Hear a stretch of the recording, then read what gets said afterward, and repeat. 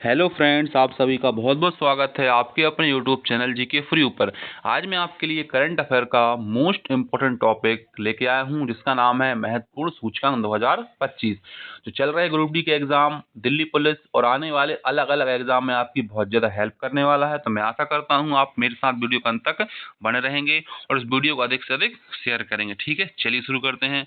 तो आज की इस वीडियो का पहला प्रश्न आपके सामने, ध्यान से पढ़िएगा। प्रश्न में लिखा हुआ है, जलवायु परिवर्तन सूचकांक 2026 क्लाइमेट चेंज परफॉर्मेंस इंडेक्स में भारत की रैंकिंग क्या थी या क्या है। ठीक है, तो हमसे पूछा गया है कि 2026 के जलवायु परिवर्तन सूचकांक में भारत की स्थिति क्या है। 2025 ना पूछ कर क्या पूछा गया बेटा, 2026 पूछा गया है। ठीक है, तो आपको ध्यान रखना है इस प्रश्न का सही उत्तर क्या हो जाएगा। इस प्रश्न का सही उत्तर हो जाएगा 23 भी। ठीक है, अगर हमसे पूछता जलवायु परिवर्तन प्रदर्शन सूचकांक 2025, तो हमारा आंसर होता 10वीं। हमसे क्या पूछा है 2026 की, तो आंसर क्या होगा 23वीं। ठीक है, चलिए विस्तार जान लेते हैं।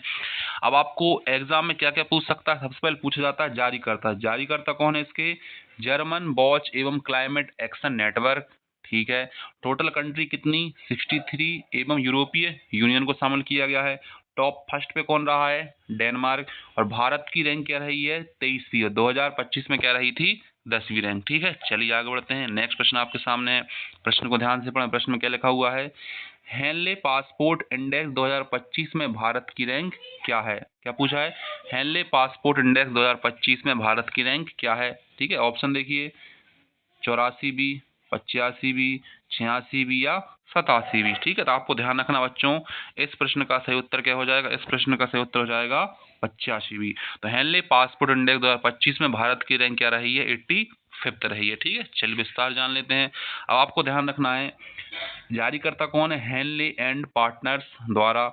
टॉप पे कौन रहा है, सिंगापुर। भारत की रैंक 2025 हेनले पासपोर्ट इंडेक्स में भारत की एक रैंक रही है 85वें स्थान पर। ठीक है, चलिए आगे बढ़ते हैं।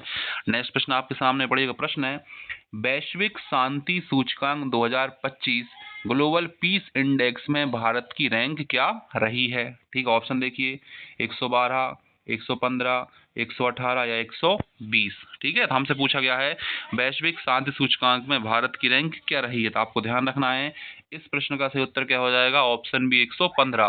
तो ग्लोबल पीस इंडेक्स वैश्विक शांति सूचकांक में भारत की रैंक क्या रही है, तो भारत की रैंक रही है 115। ठीक है, चलिए विस्तार जान लेते हैं। अगर एग्जाम हमसे पूछ जाएगा जारीकर्ता कौन है, Institute for Economic and Peace ने जारी किया है। अर्थशास्त्र और शांति संस्थान आईईपी एक वैश्विक थिंक टैंक है। इसका मुख्यालय कहाँ है, सिडनी ऑस्ट्रेलिया में है। और इस सूचकांक में टोटल कितनी कंट्रीज को लिया गया था, 163 कंट्रीज को लिया गया था। और हमारे देश भारत का स्थान क्या रहा, 115 रहा। क्या रहा बेटा, 115। टॉप कंट्री की बात करें, नंबर 1 कौन, आइसलैंड। नंबर 2 आयरलैंड। नंबर 3 न्यूजीलैंड। ठीक है, और आपको एक मोस्ट इंपोर्टेंट क्वेश्चन ध्यान रखना है, विश्व शांति दिवस 21 सितंबर को मनाया जाता है। याद रहेगा, विश्व शांति दिवस कब मनाया जाता है, 21 सितंबर को। ठीक है, चलिए आगे बढ़ते हैं। अगला प्रश्न आपके सामने, ध्यान से पढ़िएगा। ग्लोबल फायर पावर रैंकिंग 2025 में भारत का कौन सा स्थान है। हमसे पूछा गया है ग्लोबल फायर पावर रैंकिंग 2025 में भारत का कौन सा स्थान रहा है। ऑप्शन देखें, पहला, दूसरा, तीसरा या चौथा। ठीक है, तो आपको इस प्रश्न का उत्तर ध्यान रखना है। इस प्रश्न का सही उत्तर हो जाएगा ऑप्शन डी, चौथा। तो ग्लोबल फायर पावर रैंकिंग में भारत का विश्व में कौन सा स्थान है, तो चौथा स्थान रहा है। ठीक है, चलिए विस्तार जान लेते हैं। इस रैंकिंग में कुल 145 देशों को उनकी सैन्य ताकत के आधार पर रैंकिंग प्रदान की गई है। ठीक है, भारत का स्थान क्या रहा है, चौथा स्थान रहा है। उसके बाद जारीकर्ता कौन है, ग्लोबल फायर पावर ने जारी किया है। टोटल कंट्री कितनी, 145 कंट्रियां थी। फर्स्ट पे कौन है, अमेरिका। सेकंड पर रूस। और 3 पे कौन है, चाइना। याद रहेगा, भारत का ग्लोबल फायर पावर में स्थान कौन सा रहा है, तो 4th स्थान रहा है। ठीक है, चलिए आगे बढ़ते हैं। नेक्स्ट प्रश्न आपके सामने है, मई 2025 में जारी वर्ल्ड प्रेस फ्रीडम इंडेक्स 2025 में भारत को 180 देशों में कौन सा स्थान प्राप्त हुआ है। ऑप्शन देखें, 151वां, 156वां, 153वां, 159वां। ठीक है, तो हमको ध्यान रखना बच्चों, भारत को वर्ल्ड प्रेस फ्रीडम इंडेक्स में कौन सा स्थान प्राप्त हुआ है, तो 151वां। याद रहेगा, वर्ल्ड प्रेस फ्रीडम इंडेक्स में भारत का स्थान कौन सा, 151वां है। ठीक है, इंपॉर्टेंट पॉइंट्स जान लेते हैं, चलिए समझिएगा। जारी करता है रिपोर्ट विथआउट बॉर्डर्स, ये कहाँ की संस्था है? तो फ्रांस की। ठीक है। भारत 2025 में भारत को 180 देशों में 151वें स्थान पर रखा गया है, और 2024 में हम कौन से स्थान पर थे? 159वें स्थान पर थे। फर्स्ट पर कौन है? नॉर्वे, सेकंड पर एस्टोनिया, थर्ड पर नीदरलैंड है, और सबसे लास्ट में अंतिम स्थान मिला है इरिट्रिया को। ठीक है। और आपको अच्छे ध्यान रखना होगा, वर्ल्ड प्रेस फ्रीडम डे प्रत्येक वर्ष 3 मई को मनाया जाता है। तो कब मनाया जाता है? 3 मई को। और भारत का स्थान कौन सा है? 151वां है। अगला प्रश्न देखिए ध्यान से, प्रश्न है वर्ल्ड हैप्पीनेस रिपोर्ट 2025 में भारत को कौन सा स्थान मिला है? 126वां, 132वां, 133 या 118? हमसे पूछा है विश्व खुशहाली सूचकांक में भारत का स्थान कौन सा रहा है? तो आपको इस प्रश्न का उत्तर ध्यान रखना 118। ठीक है।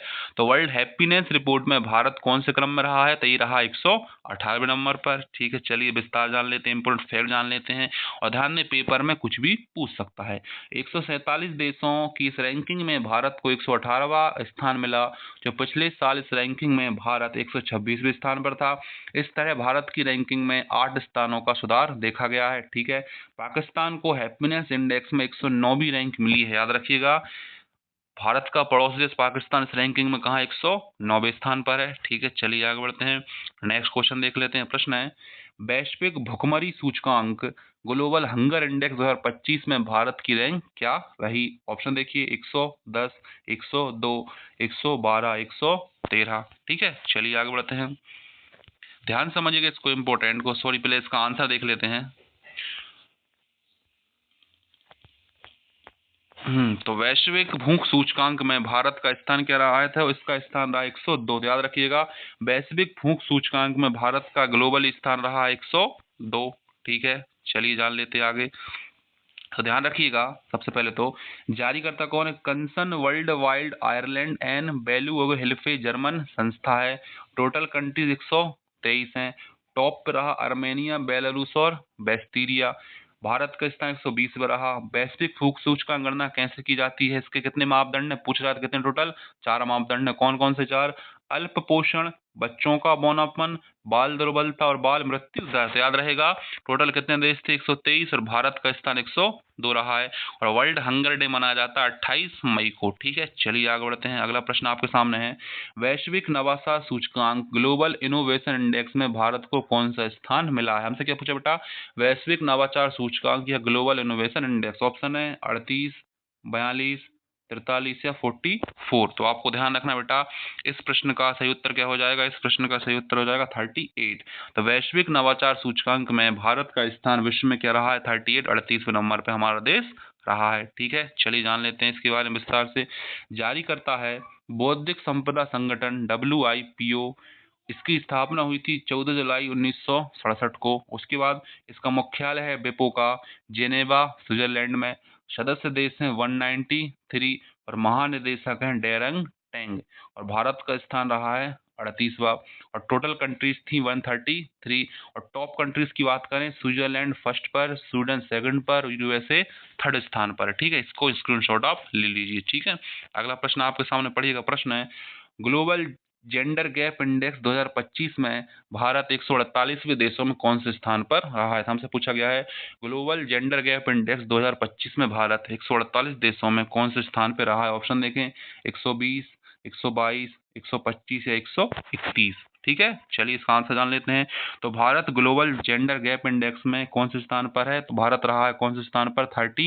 131, 131वें स्थान पर रहा भारत 148 देशों में। ठीक है। चलिए आगे बढ़ते हैं।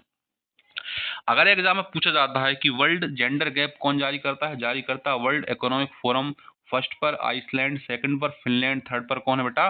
नॉर्वे देश है। ठीक है। चलिए आगे बढ़ते हैं, अगला प्रश्न आपके सामने है ग्लोबल AICT इंडेक्स 2025 में भारत का कौन सा शहर शीर्ष पर रहा है? ऑप्शन है दिल्ली, मुंबई, बेंगलोर या चेन्नई। हमसे पूछा गया है कि ग्लोबल AI इंडेक्स में कौन सा शहर फर्स्ट पे रहा भारत का? तो आपको ध्यान रखना है ऑप्शन सी बेंगलोर। तो ग्लोबल AICT इंडेक्स में भारत की स्पेस सिटी बेंगलुरु फर्स्ट पे रही है। ठीक है। चलिए और समझ लेते हैं इसके बारे में विस्तार से। ध्यान रखिएगा, इसको जारी करता है काउंटर पॉइंट्स रिसर्च। बेंगलोर को ग्लोबल AI इंडेक्स 2025 में 26वें वैश्विक स्थान प्राप्त हुआ है। यह भारत का शीर्ष एआई अनुसंधान एवं डेटा हब बनकर उभर रहा है। शीर्ष वैश्विक रैंकिंग एआईसीटी में फर्स्ट पे नंबर पर है सिंगापुर, सेकंड पर सियोल, थर्ड पर कौन है, बीजिंग, और हमारा बेंगलोर कौन से स्थान पर है, तो 26वें स्थान पर है। ठीक है, नेक्स्ट क्वेश्चन देखें। प्रश्न है, विश्व प्रतिभा रैंकिंग, वर्ल्ड टैलेंट रैंकिंग में कौन सा देश नंबर 1 पर रहा है? ऑप्शन है स्विट्जरलैंड, इंडोनेशिया, आइसलैंड या अमेरिका। ठीक है, तो आप कुछ प्रश्न का ध्यान रखना बेटा। प्रश्न क्या है, विश्व प्रतिभा रैंकिंग में भारत का स्थान क्या रहा है? ठीक है, तो उससे पहले हमसे पूछा है कि विश्व प्रतिभा रैंकिंग में फर्स्ट स्थान पे कौन रहा है, तो आपको ध्यान रखना है स्विट्जरलैंड।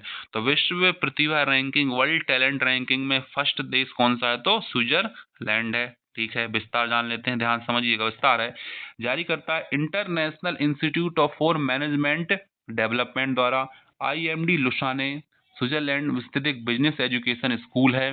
भारत का स्थान इंपॉर्टेंट है, आपको ध्यान रखना है, भारत का स्थान रहा है 63वां। टोटल कंट्रीज कितनी है, 69 है। फर्स्ट पे कौन है, स्विट्जरलैंड, लग्जमबर्ग और आइसलैंड, याद रहेगा।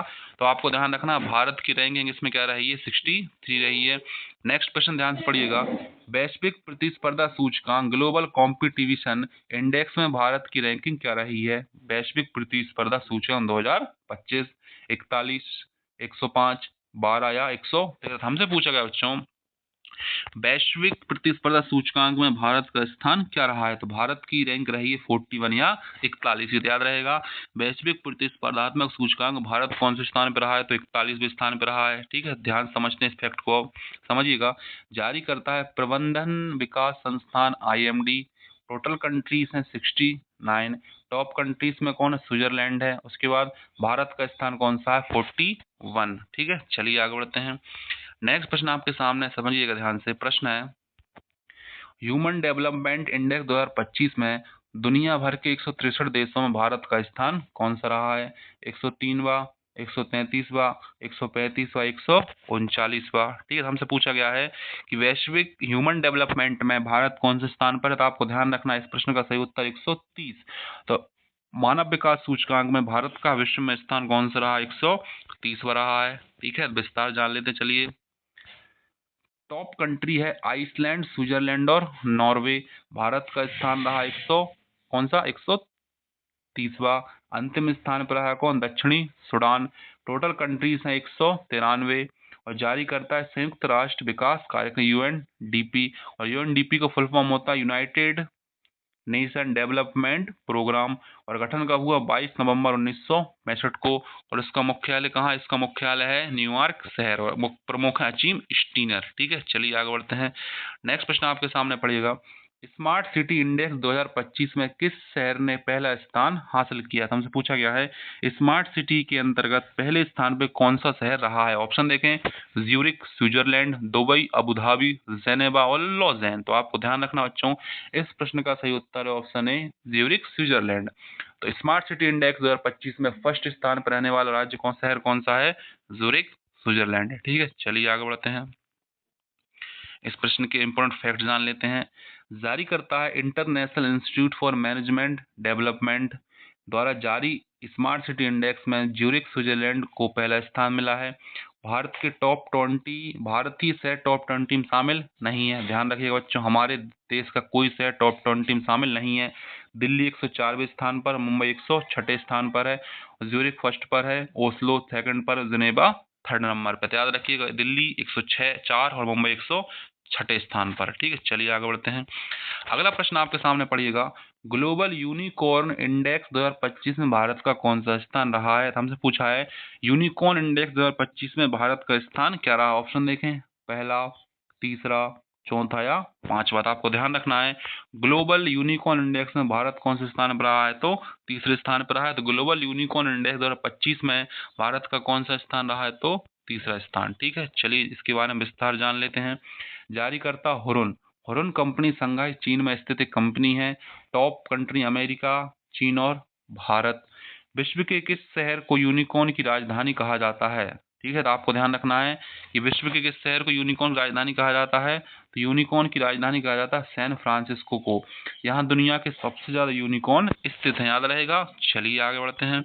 अगला प्रश्न आपके सामने है। प्रश्न है, दुनिया के सबसे सुरक्षित देशों की सूची में 2025 भारत को कौन सा स्थान या कौन सी रैंकिंग दी गई? ये ऑप्शन देखें, 48वां, 132वां, 67वां और 131वां। हमसे पूछा है कि विश्व के सबसे सुरक्षित देशों में भारत का स्थान क्या रहा है। ठीक है, तो आपको ध्यान रखना है विश्व के सबसे सुरक्षित देशों में भारत की रैंकिंग क्या रही है। यह क्वेश्चन मैं आपके लिए होमवर्क में छोड़ता हूं, तो इसको आप कमेंट बॉक्स में टाइप करिएगा कि दुनिया के सबसे सुरक्षित देशों में भारत का स्थान क्या रहा है। ठीक है, चलिए अगला प्रश्न आपके सामने है। वैश्विक लैंगिक अंतराल रिपोर्ट 2025 में भारत 148 देशों में कौन सा स्थान पर रहा? हमें पढ़ चुके हैं ऊपर, तो आप इस प्रश्न का उत्तर कमेंट बॉक्स में टाइप कर दीजिए। ठीक है, अगला प्रश्न आपके सामने पढ़िएगा। वर्ल्ड हैप्पीनेस इंडेक्स 2025 के अनुसार दुनिया का सबसे खुशहाल देश कौन? हमसे पूछा बेटा, वर्ल्ड हैप्पीनेस रिपोर्ट के अनुसार विश्व का सबसे हैप्पी देश कौन सा है? ऑप्शन है डेनमार्क, फिनलैंड, जर्मनी या आइसलैंड। ठीक है, चलिए तो आपको ध्यान रखना है विश्व का सबसे खुशहाल देश का दर्जा किसे मिला? ये प्राप्त हुआ है फिनलैंड को। तो विश्व का सबसे खुशहाल देश कौन रहा है? तो फिनलैंड। ठीक है, इस प्रश्न का इंपॉर्टेंट फैक्ट जान लेते हैं, ध्यान समझिएगा। फैक्ट है, फिनलैंड को लगातार 8वीं साल दुनिया का सबसे खुशहाल देश माना गया। ऑप्शन पूछ सकता है लगातार 8 साल तक खुशहाल देश कौन रहा है? तो फिनलैंड। भारत को 147 देशों में 118वां स्थान प्राप्त है। भारत कौन से स्थान पे? 118वें। और सबसे निचले स्थान पे कौन रहा है? अफगानिस्तान। फर्स्ट पर फिनलैंड है, सेकंड पर डेनमार्क और थर्ड पे कौन है? आइसलैंड। और भारत का स्थान 118वां है। ठीक है, चलिए आगे बढ़ते हैं। अगला प्रश्न आपके सामने है।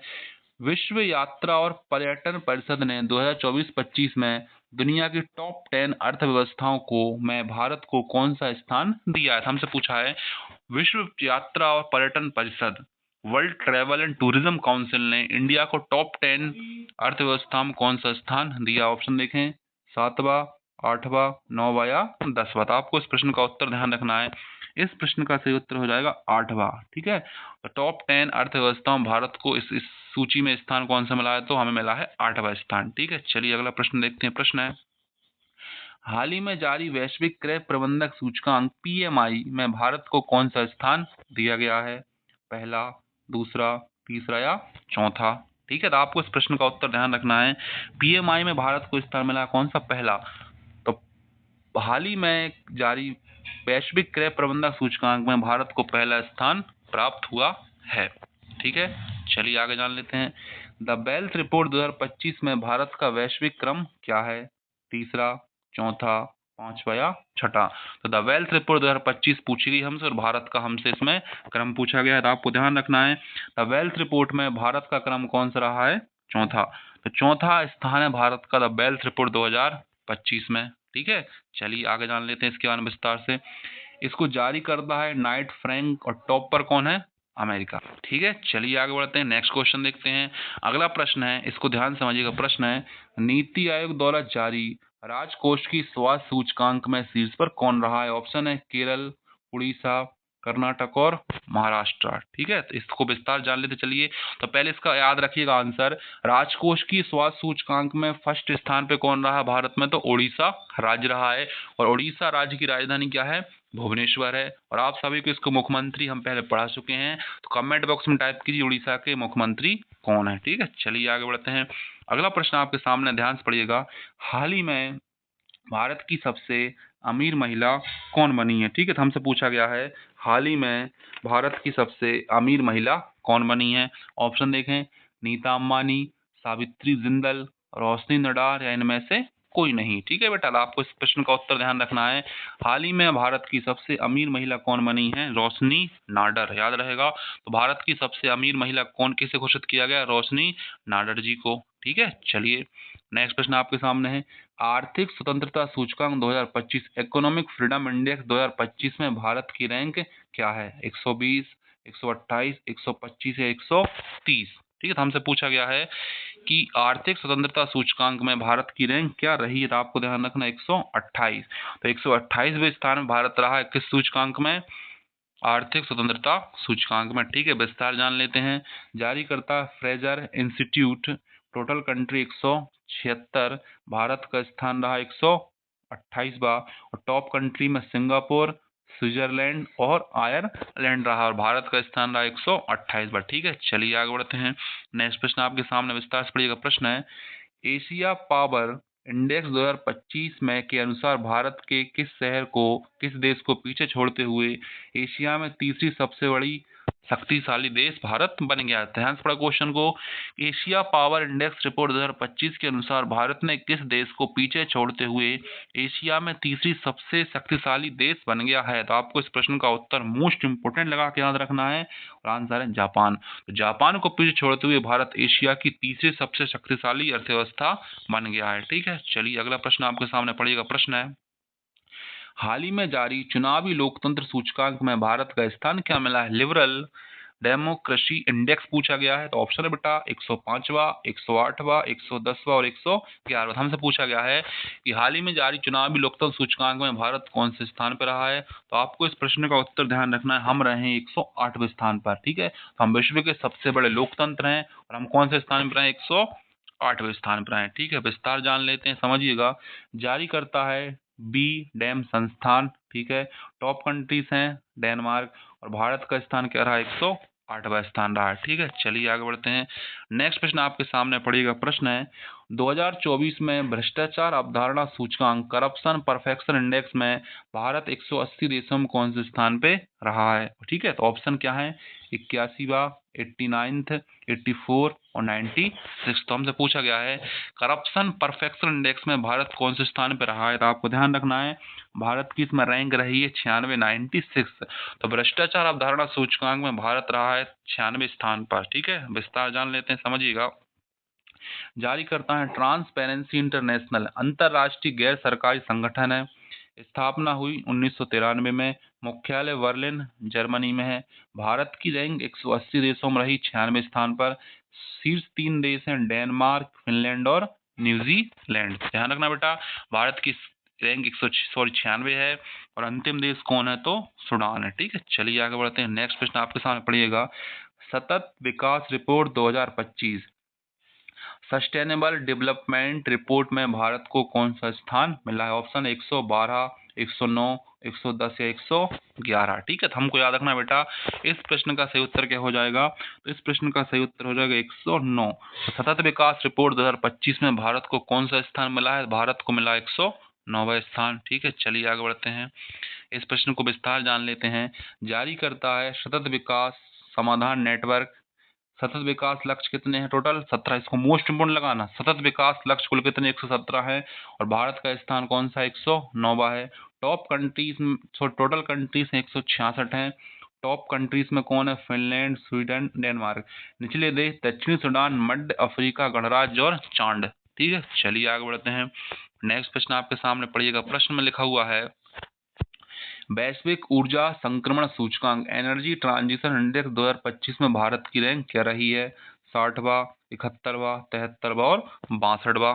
ठीक है, तो आपको ध्यान रखना है वैश्विक ऊर्जा संक्रमण सूचकांक में भारत रहा है कौन से स्थान पर, तो 71वें स्थान पर रहा है। ठीक है, चलिए आगे बढ़ते हैं। अगला प्रश्न आपके सामने है Times Higher Education Asia ranking 2025 में भारत में कौन शीर्ष पर रहा है। ठीक है, तो ऑप्शन देखिए। ऑप्शन है IIT Mumbai, IIT Bangalore, IIT Guwahati या आईआईटी पुणे। ठीक है बच्चों, आपको इस प्रश्न का उत्तर ध्यान रखना, आईआईटी बेंगलोर।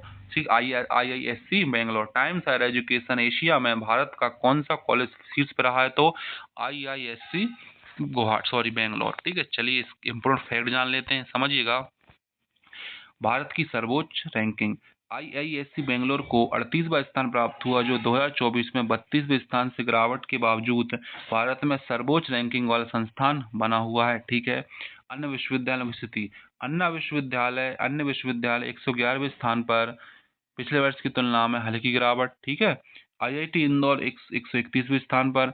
महात्मा गांधी विश्वविद्यालय 134वें स्थान से गिरकर 140वें स्थान पर है। तो याद रखिएगा ये हमारी विश्वविद्यालयों की ग्लोबल स्थिति है। ठीक है, अगला प्रश्न आपके सामने, ध्यान से पढ़िएगा। प्रश्न है भारत के सबसे स्वच्छ शहर का अवार्ड निम्न में से किस शहर को दिया गया है। इंदौर, नवी मुंबई, रांची या गुरुग्राम। तो मोस्ट इंपोर्टेंट और फेमस प्रश्न याद रखिएगा, भारत का सबसे स्वच्छ शहर लगातार कौन बना हुआ है, तो मध्य प्रदेश का इंदौर। याद रहेगा, तो मध्य प्रदेश का मुंबई कहा जाने वाला इंदौर भारत का सबसे स्वच्छ शहर है। ठीक है, इंपॉर्टेंट फैक्ट जान लेते हैं, समझिएगा फैक्ट को। स्वच्छ सर्वेक्षण 2024-25 में इंदौर एक बार फिर देश का सबसे स्वच्छ शहर बनकर उभरा है। ठीक है, उसने लगातार यह 8वीं बार खिताब जीता है। स्वच्छ सुपर लीग में 10 लाख से ज़्यादा आबादी वाले शहरों की श्रेणी में इंदौर के बाद दूसरे नंबर पर सूरत, तीसरे नंबर पर नवी मुंबई ने जगह प्राप्त की है। ठीक है, भारत के 3 सबसे स्वच्छ शहर की बात करें, इंदौर, अंबिकापुर और मैसूर।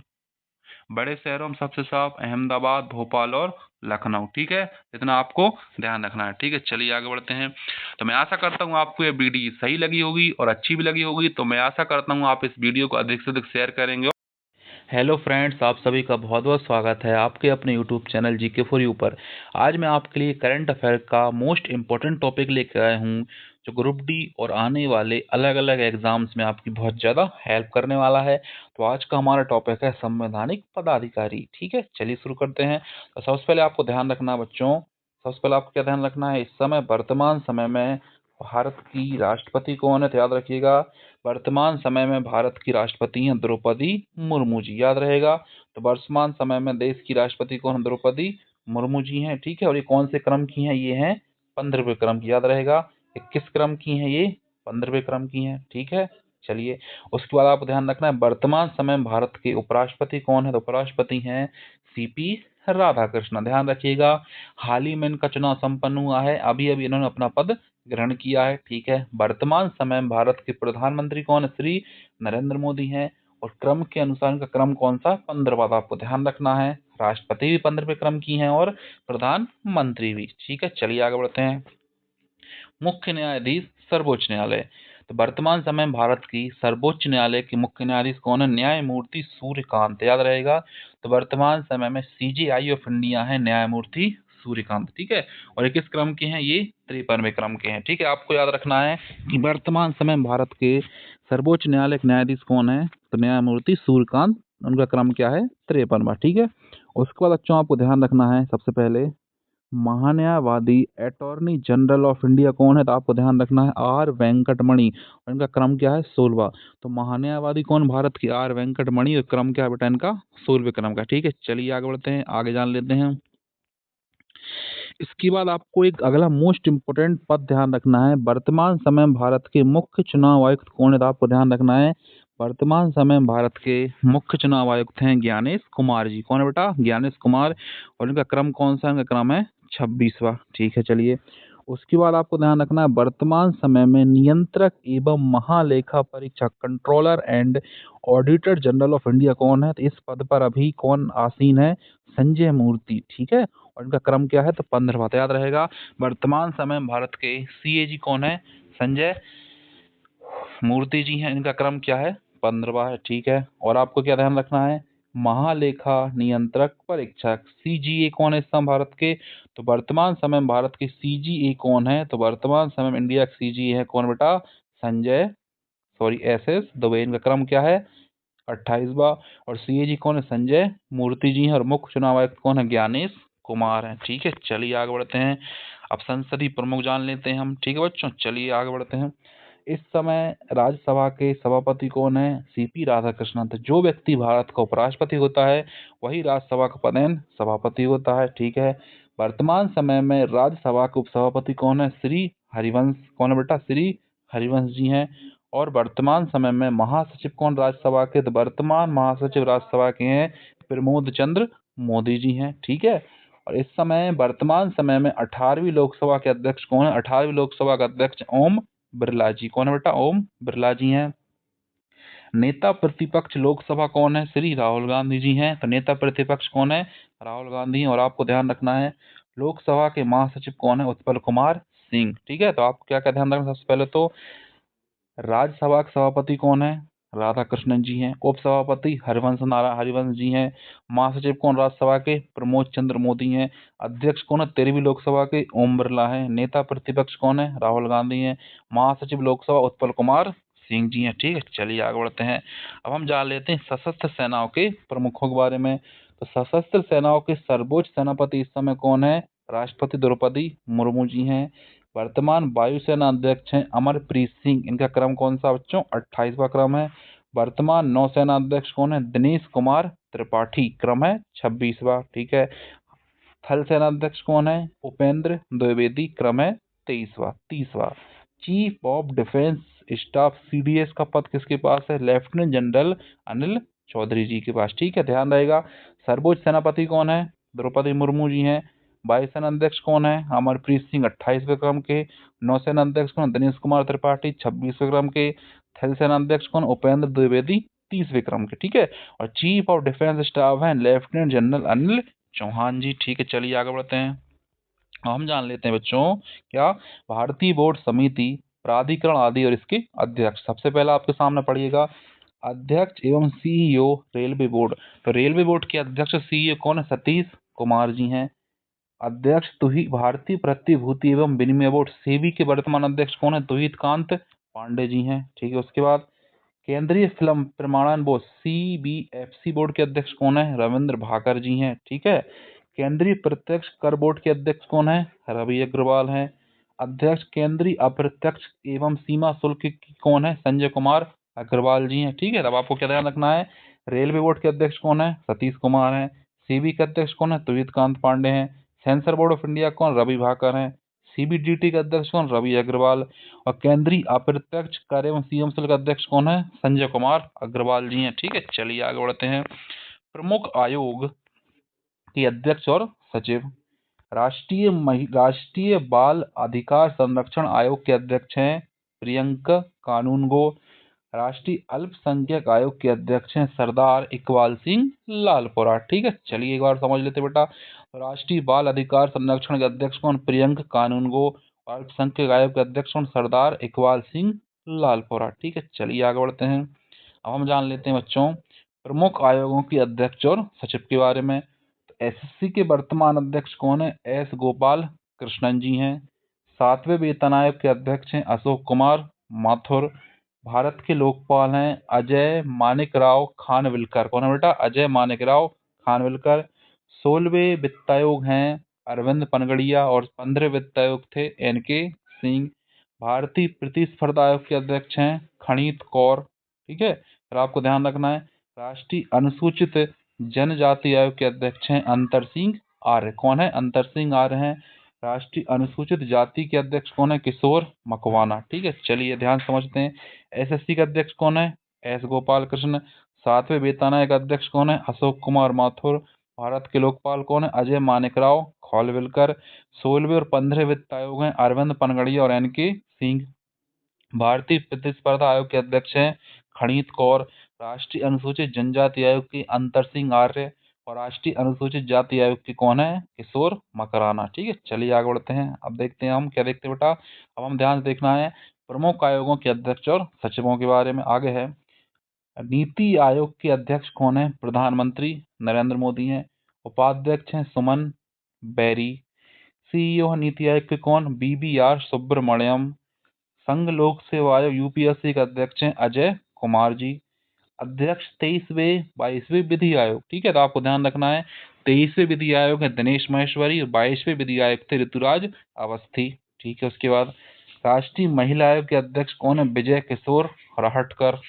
उसके बाद आपको ध्यान रखना है ओबीसी राष्ट्रीय पिछड़ा वर्ग आयोग के अध्यक्ष हैं हंसराज गंगाराम अहीर जी। ठीक है, तो नीति आयोग का अध्यक्ष कौन है? नरेंद्र मोदी। उपाध्यक्ष नीति आयोग सुमन बेरी। नीति आयोग के सीईओ कौन है? बीबीआर सुब्रमण्यम। यूपीएससी के अध्यक्ष है अजय कुमार। 23वें विधि आयोग के अध्यक्ष थे दिनेश माहेश्वरी और 22वें के कौन? ऋतुराज अवस्थी जी थे। राष्ट्रीय महिला आयोग के अध्यक्ष हैं विजया किशोर राहटकर। ओबीसी आयोग के अध्यक्ष हैं हंसराज गंगाराम अहीर जी। ठीक है, चलिए आगे बढ़ते हैं। अब हम जान लेते हैं अर्धसैनिक बलों के प्रमुखों के बारे में। ठीक है, तो भारतीय तटरक्षक बल आईसीजी के महानिदेशक हैं एम परमेश। राष्ट्रीय आपदा प्राधिकरण बल एनडीआरएफ के अध्यक्ष हैं पीयूष आनंद। पहली महिला महानिदेशक आरपीएफ, तो आरपीएफ की पहली महिला महानिदेशक कौन है? सोनाली मिश्रा जी हैं। असम राइफल के महानिदेशक हैं विकास लखेड़ा।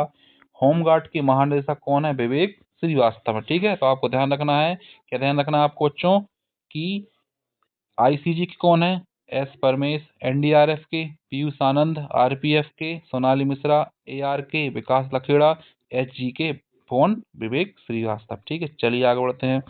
अब हम जान लेते हैं जो बचे हुए हमारे अर्धसैनिक बल हैं उनके प्रमुखों को। ठीक है, तो आप ध्यान रखिएगा। सशस्त्र सेना बल एसएसबी के महानिदेशक कौन? संजय सिंघल जी हैं। बीएसएफ सीमा सुरक्षा बल के महानिदेशक हैं प्रवीण कुमार जी हैं। सीआरपीएफ केंद्रीय रिजर्व पुलिस बल के कौन हैं? ज्ञानेंद्र प्रताप सिंह हैं। केंद्रीय औद्योगिक सुरक्षा बल सीआईएसएफ के प्रवीर रंजन जी हैं। एनएसजी नेशनल सिक्योरिटी गार्ड है बी श्रीनिवासन जी। विशेष सुरक्षा समूह एनएसपीजी स्पेशल प्रोटेक्शन ग्रुप के आलोक शर्मा है। इंडो तिब्बत बॉर्डर पुलिस के प्रवीण कुमार जी हैं। राष्ट्रीय क्रेडिट कोर के कौन है? वीरेंद्र वत्स जी हैं। ठीक है, चलिए एसएसबी के कौन है? संजय सिंघल। बीएसएफ के प्रवीण कुमार। सीआरपीएफ ज्ञानेंद्र प्रताप सिंह। सीआईएसएफ के प्रवीर रंजन जी हैं। एनएसजी के बी श्रीनिवास। एसपीजी के आलोक शर्मा। आईटीबीपी के प्रवीण कुमार और एनएनसीसी के वीरेंद्र वत्स जी हैं। ठीक है, चलिए आगे बढ़ते हैं। अब हम जान लेते हैं भारत सरकार के सचिव और उनके सलाहकार। ठीक है, तो वर्तमान समय में भारत के रक्षा सचिव हैं राजेश कुमार सिंह। राजस्व सचिव हैं अरविंद श्रीवास्तव। राष्ट्रीय सुरक्षा सलाहकार हैं श्री अजीत डोभाल। ठीक है, उपराष्ट्रीय सुरक्षा सलाहकार हैं अनीस घाल सिंह। मुख्य आर्थिक सलाहकार हैं बी अनंत नागेश्वरन। मुख्य वैज्ञानिक सलाहकार कौन है? अजय कुमार सूद। याद रहेगा, मुख्य वैज्ञानिक सलाहकार कौन? अजय कुमार सूद जी हैं। ठीक है, याद रहेगा। रक्षा सचिव कौन है? राजेश कुमार। राजस्व सचिव कौन है? अरविंद श्रीवास्तव। राष्ट्रीय सुरक्षा सलाहकार अजीत डोभाल। उपराष्ट्रीय सुरक्षा सलाहकार अनीस घाल सिंह। मुख्य आर्थिक सलाहकार बी अनंत नागेश्वरन। मुख्य वैज्ञानिक सलाहकार भारत सरकार अजय कुमार सूद। तो अगर आप मेरे साथ सुने केवल उतने में ही आपको याद हो जाएगा। ठीक है, चलिए आगे देखते हैं और सचिवों के बारे में। कैबिनेट सचिव कौन है? टीवी सोमनाथन। प्रधानमंत्री के सचिव कौन है? प्रमोद कुमार मिश्रा जी। प्रधान सचिव टू कौन है? शक्तिकांत दास हैं। प्रधानमंत्री के निजी सचिव कौन है? निधि तिवारी जी हैं। विक्रम मिश्री क्या है? भारत के 15वें विदेश सचिव हैं। गृह सचिव हैं गोविंद मोहन। वित्त सचिव कौन है बेटा? अजय सेठ जी हैं। ठीक है, चलिए तो आपको क्या ध्यान रखना है? कैबिनेट सचिव कौन है? टीवी सोमनाथ। प्रधानमंत्री प्रधान सचिव कौन है? प्रमोद कुमार मिश्रा। प्रधान सचिव टू कौन है? शक्तिकांत दास। प्रधानमंत्री के निजी सचिव निधि तिवारी। भारत के विदेश सचिव हैं विक्रम मिश्री। गृह सचिव हैं गोविंद मोहन। वित्त सचिव हैं अजय सेठ जी। ठीक है, चलिए आगे बढ़ते हैं। अच्छा, अब हम जान लेते हैं सार्वजनिक बैंकों के प्रमुख एमडी और सीईओ। ठीक है, तो आपको अच्छे ध्यान रखना। सबसे पहले तो भारतीय स्टेट बैंक के अध्यक्ष कौन है? चल्ला श्रीनिवास सेठ। मोस्ट इंपोर्टेंट लगाना, इस समय वर्तमान समय में स्टेट बैंक ऑफ इंडिया के सीईओ हैं चल्ला श्रीनिवास सेठ। ठीक है, भारतीय स्टेट बैंक के सीएफओ कौन है? कामेश्वर राम कोदावंती। ठीक है, बैंक ऑफ बड़ौदा के एमडी कौन है? देवदत्त चंद जी हैं।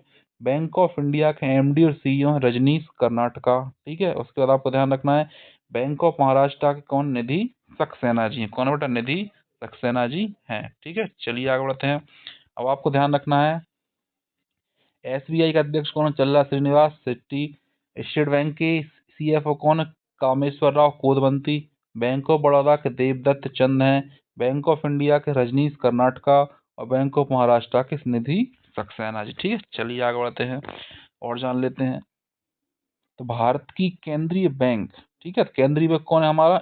आरबीआई। तो आरबीआई के वर्तमान गवर्नर कौन है? तो आपको ध्यान रखना है वर्तमान रिजर्व बैंक के गवर्नर है संजय मल्होत्रा। क्रम है 26वां। ठीक है, उप गवर्नर कौन है रिजर्व बैंक ऑफ इंडिया के? श्रीश चंद्र मुर्मू। और मुख्य वित्तीय अधिकारी हैं आरबीआई सुधा बाल कृष्णन जी। कौन है बेटा? सुधा बाल कृष्णन। याद रहेगा, आरबीआई गवर्नर कौन है? संजय मल्होत्रा। रिजर्व बैंक के उप गवर्नर है श्रीश चंद्र मुर्मू और मुख्य वित्तीय अधिकारी सुधा बाल कृष्णन जी। ठीक है, चलिए आगे बढ़ते हैं।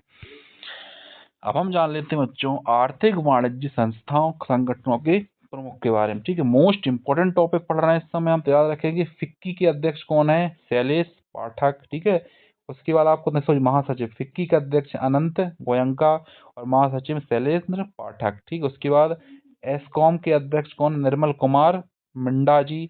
एसकॉम के महासचिव मनोज सिंघल जी हैं। उद्योग परिसंघ के अध्यक्ष हैं राजीव मेमानी। ठीक है, इफ्को के अध्यक्ष हैं दिलीप सांघवी। नेस्कॉम के अध्यक्ष हैं सिंधु गंगा धार। ठीक है बेटा, आपको याद रखना है। ठीक है, चलिए आगे बढ़ते हैं। अब हम जान लेते हैं प्रमुख खेल संगठनों के प्रमुख के बारे में। मोस्ट इम्पोर्टेंट है, भारतीय पुरुष क्रिकेट टीम के मुख्य कोच हैं इस समय गौतम गंभीर। भारतीय महिला क्रिकेट कोच के हेड कोच हैं इस समय अमोल मजुमदार। ठीक है। महानिदेशक है भारतीय खेल प्राधिकरण की नीलम कपूर जी। भारतीय कुश्ती महासंघ के अध्यक्ष हैं संजय सिंह। ठीक है। भारतीय टेबल टेनिस संघ के अध्यक्ष हैं मेघना अहलावत। कौन है बेटा? मेघना अहलावत। अखिल भारतीय फुटबॉल महासंघ के अध्यक्ष हैं कल्याण चौबे। कौन है? कल्याण चौबे जी हैं। बैडमिंटन फेडरेशन के अध्यक्ष हैं काचिंग पटामा लिस्वाद कुल। ठीक है, स्क्रीनशॉट ले लें आप इस चीज का। आगे बढ़ते हैं, चलिए अब हम जान लेते हैं बच्चों शिक्षण एवं अकादमिक संस्थानों के प्रमुख के बारे में। विश्वविद्यालय अनुदान आयोग के अध्यक्ष कौन है? विनीत जोशी हैं।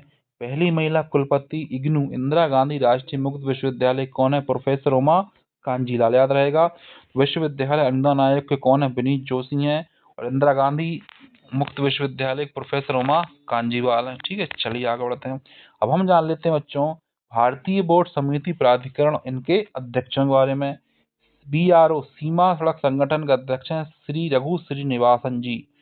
भारत पेट्रोलियम व प्राकृतिक गैस प्राधिकरण NGS पेट्रोलियम व प्राकृतिक गैस नियामक बोर्ड के अध्यक्ष हैं अनिल कुमार जैन।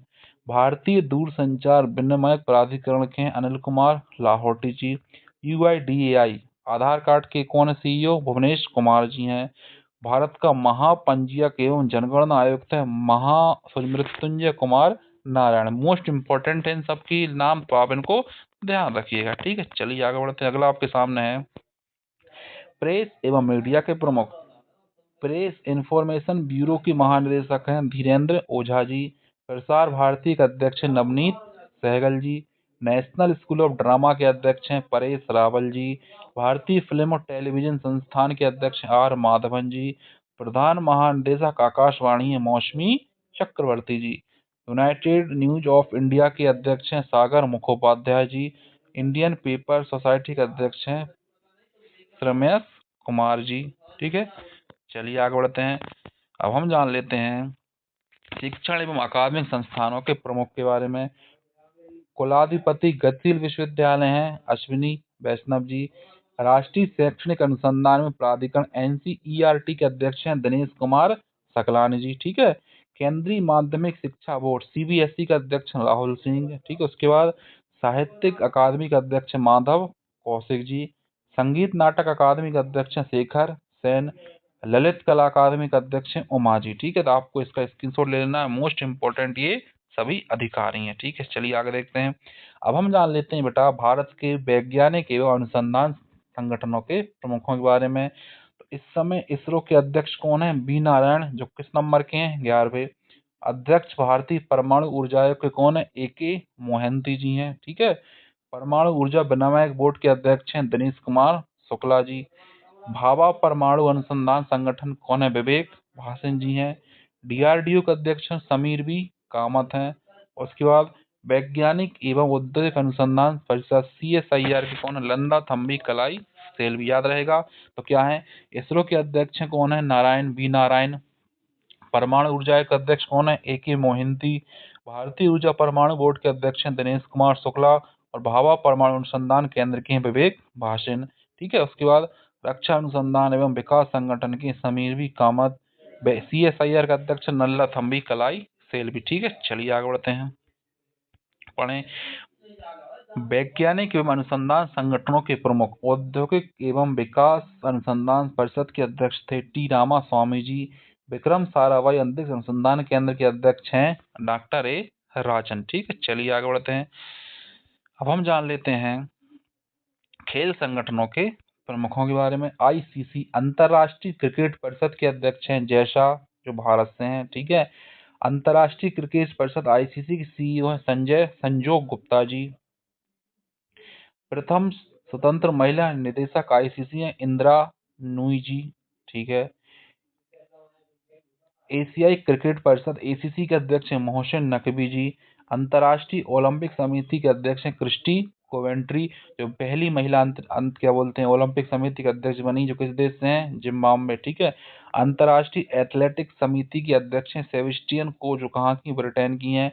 अंतर्राष्ट्रीय भारोत्तोलन संघ के अध्यक्ष हैं मोहम्मद जालुद। तो आप इसका स्क्रीनशॉट ले लीजिए जल्दी से। चलिए आगे बढ़ते हैं और जान लेते हैं खेलों के बारे में। आगे देखिए, अंतर्राष्ट्रीय हॉकी संघ के अध्यक्ष हैं मोहम्मद तैयब इकराम जी। लोकपाल एवं नैतिकता अधिकारी हैं बीसीसीआई के अरुण मिश्रा जी। फीफा के अध्यक्ष हैं जियोनी इन्फेंटिनो, इटली स्विट्जरलैंड दोनों संबंधित हैं। भारतीय हॉकी मुक्केबाजी संघ के अध्यक्ष हैं अजय कुमार जी। अंतरिम अध्यक्ष बीसीसीआई के कौन है बेटा? मिथुन महनास। कौन है? मिथुन महनास जी हैं। टेस्ट क्रिकेट, भारतीय क्रिकेट टीम के टेस्ट कप्तान कौन है? तो शुभमन गिल हैं। ठीक है, आगे देखते हैं चलिए खेलों के बारे में। बास्केटबॉल फेडरेशन के अध्यक्ष कौन है? आधव अर्जुन जी। हॉकी इंडिया के अध्यक्ष हैं दिलीप टर्की। भारतीय एथलेटिक महासंघ के अध्यक्ष हैं बहादुर सिंह सागू जी। भारतीय फुटबॉल टीम के मुख्य कोच हैं खालिद जामिल। मोस्ट इम्पोर्टेंट लगाना इसके ऊपर। भारतीय महिला फुटबॉल टीम के मुख्य कोच हैं संतोष कश्यप जी। ओलंपिक समिति के अध्यक्ष हैं भारत की पीटी उषा जी। पहले भारतीय अध्यक्ष एशियाई ओलंपिक परिषद के रणधीर सिंह जी हैं। ठीक है, स्क्रीनशॉट ले लें इसका। आगे देखते हैं खेल संगठनों के प्रमुख पढ़ते हैं चलिए। अध्यक्ष भारतीय बैडमिंटन संघ के हेमंत बिश्वा शर्मा जी हैं, जो कि असम के मुख्यमंत्री हैं। अध्यक्ष भारतीय भारोत्तोलन महासंघ की एथलीट हैं मीराबाई चानू, जो ओलंपिक मेडल विजेता हैं। भारतीय पैरा ओलंपिक समिति के अध्यक्ष देवेंद्र झाझरिया जी एक फेमस पैरा एथलीट हैं। ठीक है, चलिए आगे बढ़ते हैं। अब हम जान लेते हैं बच्चों बीमा संस्थानों के प्रमुखों के बारे में। भारतीय अध्यक्ष भारतीय बीमा नियामक और विकास प्राधिकरण के कौन है? अजय सेठ जी हैं। भारतीय जीवन एलआईसी के अध्यक्ष हैं सिद्धार्थ मोहंती जी। कर्मचारी राज्य बीमा निगम के कौन? अशोक कुमार सिंह हैं। भारतीय साधारण बीमा निगम के अध्यक्ष हैं Devendra Srivastava ji. New India insurance company limited के हैं Girish Subramaniam ji. MD CEO Bharatiya Jeevan Bima Nigam LIC के आर दोरईस्वामी। निर्देशक यूनाइटेड इंडिया इंश्योरेंस कंपनी के भूपेश सुशील राहुल जी। ठीक है, चलिए आगे देखते हैं बेटा, इंपॉर्टेंट टॉपिक है, ध्यान समझिएगा। सीएमएमडी नेशनल इंश्योरेंस कंपनी कौन है? सुचिता गुप्ता जी हैं। MD and CEO SBI general insurance Naveen Chandra Jha ji हैं। ठीक है, चलिए आगे बढ़ते हैं। अब हम जान लेते हैं आर्थिक वाणिज्यिक संस्था संगठनों के प्रमुख के बारे में। बॉम्बे स्टॉक एक्सचेंज के सीईओ कौन है? सुंदर राममूर्ति जी हैं। भारतीय यूनिट ट्रस्ट यूटीआई के अध्यक्ष लियो पुरी जी हैं। नेशनल स्टॉक एक्सचेंज एनएसई के अध्यक्ष हैं अशोक कुमार चौहान जी। अध्यक्ष नेशनल स्टॉक एक्सचेंज एनएसई के श्रीनिवास इंजेती जी। अध्यक्ष BSE Bombay stock exchange Pramod Kumar Agarwal ji. ठीक है, चलिए आगे बढ़ते हैं। आगे देखिए निजी बैंकों एवं वित्तीय संस्थानों के प्रमुख। पेटीएम पेमेंट बैंक के अध्यक्ष हैं, आपको ध्यान रखना है। सीईओ कौन है पेटीएम बैंक के? अरुण बंसल जी। सीएमडी भारतीय लघु उद्योग विकास बैंक के कौन? मनोज मित्तल जी हैं। भारतीय औद्योगिक विकास बैंक के सीईओ कौन है? राकेश शर्मा जी हैं। एमडी भारतीय आयात निर्यात एक्सिम बैंक के हर्ष कुमार बंगारी जी हैं। नबार्ड के अध्यक्ष कौन है? शाहजी केबी। अध्यक्ष भारतीय बैंक संघ के चल्ला श्रीनिवासु शेट्टी जी हैं। एमडी एंड सीईओ कौन है? संजय शुक्ला जी। ठीक है, चलिए आगे बढ़ते हैं। अब हम जान लेते हैं भारत की गुप्तचर संस्थाओं के प्रमुख के बारे में। सीएफसी केंद्रीय सतर्कता आयोग के अध्यक्ष हैं प्रवीण कुमार श्रीवास्तव, जो कि 12वें क्रम के हैं। प्रमुख केंद्रीय जांच ब्यूरो सीबीआई के अध्यक्ष कौन? प्रवीण सूद जी हैं। मुख्य सूचना आयुक्त हैं हीरालाल समरिया, जो कि 12वें क्रम के हैं। आईबी इंटेलिजेंस ब्यूरो का अध्यक्ष तमर कुमार डेका जी। रॉ के अध्यक्ष कौन है बेटा? पराग जैन है। महानिदेशक राष्ट्रीय जांच एनआईए के अध्यक्ष सदानंद बसंत दांते जी हैं। ईडी प्रवर्तन निदेशालय कौन है? राहुल नवीन जी हैं। नारकोटिक्स ब्यूरो के अध्यक्ष कौन? अनुराग गर्ग जी। तो आप इसका स्क्रीनशॉट ले लें अच्छे से ध्यान से। चलिए आगे बढ़ते हैं। ठीक है, तो यहाँ हमारी वीडियो समाप्त होती है। तो आपको इस वीडियो के बारे में कमेंट करना है कि आपको यह डाटा कैसा लगा, और मैं आशा करता हूँ आने वाले अलग अलग एग्जाम में हमारी वीडियो आपकी हेल्प कर रही होंगी। तो हम भी आपसे आशा करते हैं आप वीडियो को ज़्यादा से ज़्यादा शेयर करेंगे और सब्सक्राइब करेंगे। हेलो फ्रेंड्स, आप सभी का बहुत बहुत स्वागत है आपके अपने यूट्यूब चैनल जीके फ्री ऊपर। आज मैं आपके लिए करंट अफेयर और जीएस का एक मोस्ट इंपॉर्टेंट टॉपिक लेके आया हूँ, फेमस या चर्चित खिलाड़ी। ठीक है, तो ग्रुप डी, दिल्ली पुलिस या आने वाले अलग अलग एग्जाम में आपकी बहुत ज़्यादा हेल्प करने वाला है। तो मैं आशा करता हूँ आप इस वीडियो में मेरे साथ अंत तक बने रहिएगा। ठीक है, चलिए शुरू करते हैं। तो आज की इस वीडियो का पहला प्रश्न आपके सामने है। प्रश्न को ध्यान से पढ़ें। प्रश्न में क्या लिखा हुआ है? प्रश्न है, भारतीय खिलाड़ी किदाम्बी श्रीकांत का संबंध किस खेल से है? ठीक है, तो हमसे क्या पूछा गया है कि भारतीय खिलाड़ी किदाम्बी श्रीकांत किस खेल से संबंधित हैं? ऑप्शन देखिए, tennis, table tennis, long jump या बैडमिंटन। ठीक है, तो आपको ध्यान रखना है इस प्रश्न का सही उत्तर हो जाएगा बैडमिंटन। तो आप अपने नोट्स में लिख लीजिएगा, किदाम्बी श्रीकांत जी का संबंध किस खेल से है? तो बैडमिंटन से। ये बैडमिंटन के एक प्रमुख और सबसे प्रसिद्ध खिलाड़ियों में से एक हैं। ठीक है, चलिए आगे बढ़ते हैं। नेक्स्ट क्वेश्चन देखें। नेक्स्ट प्रश्न आपके सामने पड़ेगा। प्रश्न है, भारत के चर्चित खिलाड़ी साई सुदर्शन का संबंध किस खेल से है? तो हमसे पूछा गया है साई सुदर्शन किस खेल से संबंधित हैं? ऑप्शन देखिए, पहला ऑप्शन है क्रिकेट, हॉकी, बास्केटबॉल या ड्रैग रेसिंग। ठीक है, तो आपको ध्यान रखना है मोस्ट इंपोर्टेंट क्वेश्चन में से एक है। ये भारत के क्रिकेट खिलाड़ी हैं, याद रखिएगा, टेस्ट क्रिकेट में बड़े चर्चित खिलाड़ी हैं। ठीक है, आपको ध्यान रखना है आप सभी क्रिकेट के खिलाड़ियों को जानते ही होंगे, इनसे क्वेश्चन बहुत कम देखने को मिलते हैं, पर फिर भी आप ध्यान रखिएगा साई सुदर्शन का संबंध किस खेल से है? तो क्रिकेट खेल से है। ठीक है, चलिए आगे बढ़ते हैं। नेक्स्ट प्रश्न आपके सामने पड़िएगा, हाल ही में चर्चित खिलाड़ी सुरुचि सिंह का संबंध किस खेल से है? तो हमसे पूछा गया है सुरुचि सिंह क्या खेलती हैं या सुरुचि सिंह का संबंध किस खेल से? ऑप्शन देखिए, फुटबॉल, गोल्फ, निशानेबाजी या बैडमिंटन। ठीक है, तो आपको ध्यान रखना है सुरुचि सिंह का संबंध किस खेल से है? तो निशानेबाजी या शूटिंग से। तो याद रखिएगा निशानेबाजी के एक प्रसिद्ध खिलाड़ी हैं, क्या नाम है इनका? सुरुचि सिंह जी। ठीक है, चलिए आगे बढ़ते हैं। नेक्स्ट प्रश्न आपके सामने पढ़िएगा, हाल ही में चर्चित खिलाड़ी दिव्यांशी भौमिक का संबंध किस खेल से है? ठीक है, खिलाड़ी का नाम क्या? दिव्यांशी भौमिक। ऑप्शन है हॉकी, टेबल टेनिस, तैराकी या निशानेबाजी। ठीक है, तो आपको ध्यान रखना है खिलाड़ी का नाम क्या? दिव्यांशी भौमिक। और ये किस खेल संबंधित है? तो इनके खेल है बी ऑप्शन, टेबल टेनिस। तो टेबल टेनिस की भारत की सबसे चर्चित खिलाड़ी कौन है? दिव्यांशी भौमिक जी हैं। ठीक है, चलिए आगे बढ़ते हैं। अगला प्रश्न आपके सामने पढ़िएगा। प्रश्न है, भारतीय खिलाड़ी अनिमेष कुजूर का संबंध किस खेल से है? तो हमसे पूछा गया है अनिमेष कुजूर का संबंध किस खेल से है? तो ऑप्शन देखिए, रनर, धावक, फुटबॉलर, क्रिकेटर या गोल्फर। ठीक है, तो आपसे पूछा गया है अनिमेष कुंजूर किस खेल संबंधित है? आपको ध्यान रखना है अनिमेष कुंजूर भारत के एक प्रसिद्ध रनर है या धावक है। याद रहेगा स्प्रिंटर है, तो आपको ध्यान रखना है अनिमेष कुंजूर का संबंध किस खेल से है? तो रनर या धावक से। ठीक है, चलिए आगे बढ़ते हैं। नेक्स्ट क्वेश्चन आपके सामने पढ़िएगा, भारत के प्रसिद्ध खिलाड़ी हरिकृष्णन का संबंध किस खेल से है? तो हमसे पूछा गया है प्रसिद्ध खिलाड़ी हरिकृष्णन का संबंध भारत के किस खेल से है? ऑप्शन देखें, फुटबॉल, क्रिकेट, हॉकी या शतरंज। तो आप चित्र में देख ही पा रहे होंगे हरिकृष्णन जी का संबंध किस खेल से है? तो ये किसके खिलाड़ी हैं? चेस या शतरंज के। तो याद रखिएगा हरिकृष्ण जी का संबंध किस खेल से है? तो चेस या शतरंज से है। ठीक है, नेक्स्ट क्वेश्चन देखें। नेक्स्ट क्वेश्चन आपके सामने पढ़िएगा। प्रश्न में लिखा हुआ है, हाल ही में चर्चित खिलाड़ी अनीस भानावाला का संबंध किस खेल से था? हमसे पूछा गया है अनीस भानावाला क्या खेलते हैं? ऑप्शन है मुक्केबाजी, कुश्ती, कबड्डी या बास्केटबॉल। ठीक है, तो आपको ध्यान रखना है इस प्रश्न का सही उत्तर क्या हो जाएगा? इस प्रश्न का सही उत्तर हो जाएगा ऑप्शन, क्या हो जाएगा? ऑप्शन बी, कुश्ती। ठीक है, तो याद रहेगा चित्र गलत लगा हुआ, याद रखिएगा हाल ही में चर्चित खिलाड़ी अनीस भनवाला का संबंध किस खेल से है? तो इनका संबंध किस खेल से है? कुश्ती। याद रहेगा, डायग्राम ध्यान दें तो याद रहेगा। तो चर्चित खिलाड़ी अनीस भनवाल का संबंध किस खेल से है? तो इनका संबंध किस खेल से है? तो कुश्ती से है। ठीक है, चलिए आगे बढ़ते हैं। नेक्स्ट क्वेश्चन आपके सामने पड़ेगा। प्रश्न है, अर्जुन बबूटा का संबंध किस खेल से है जिन्होंने हाल ही में एक अंतर्राष्ट्रीय ओलंपिक प्रतियोगिता में पदक जीता है? ठीक है, तो हमसे पूछा है अर्जुन बबूटा का संबंध किस खेल से है? तो आपको ध्यान रखना है अर्जुन बबूटा जी का संबंध है किस खेल से? तो निशानेबाजी से। याद रहेगा अर्जुन बबूटा क्या खेलते हैं? तो शूटिंग या निशानेबाजी। ठीक है, चलिए आगे बढ़ते हैं। अगला प्रश्न आपके सामने देखिएगा। प्रश्न है, भारत की चर्चित खिलाड़ी अनाहत सिंह का संबंध किस खेल से? तो क्या पूछा गया हमसे?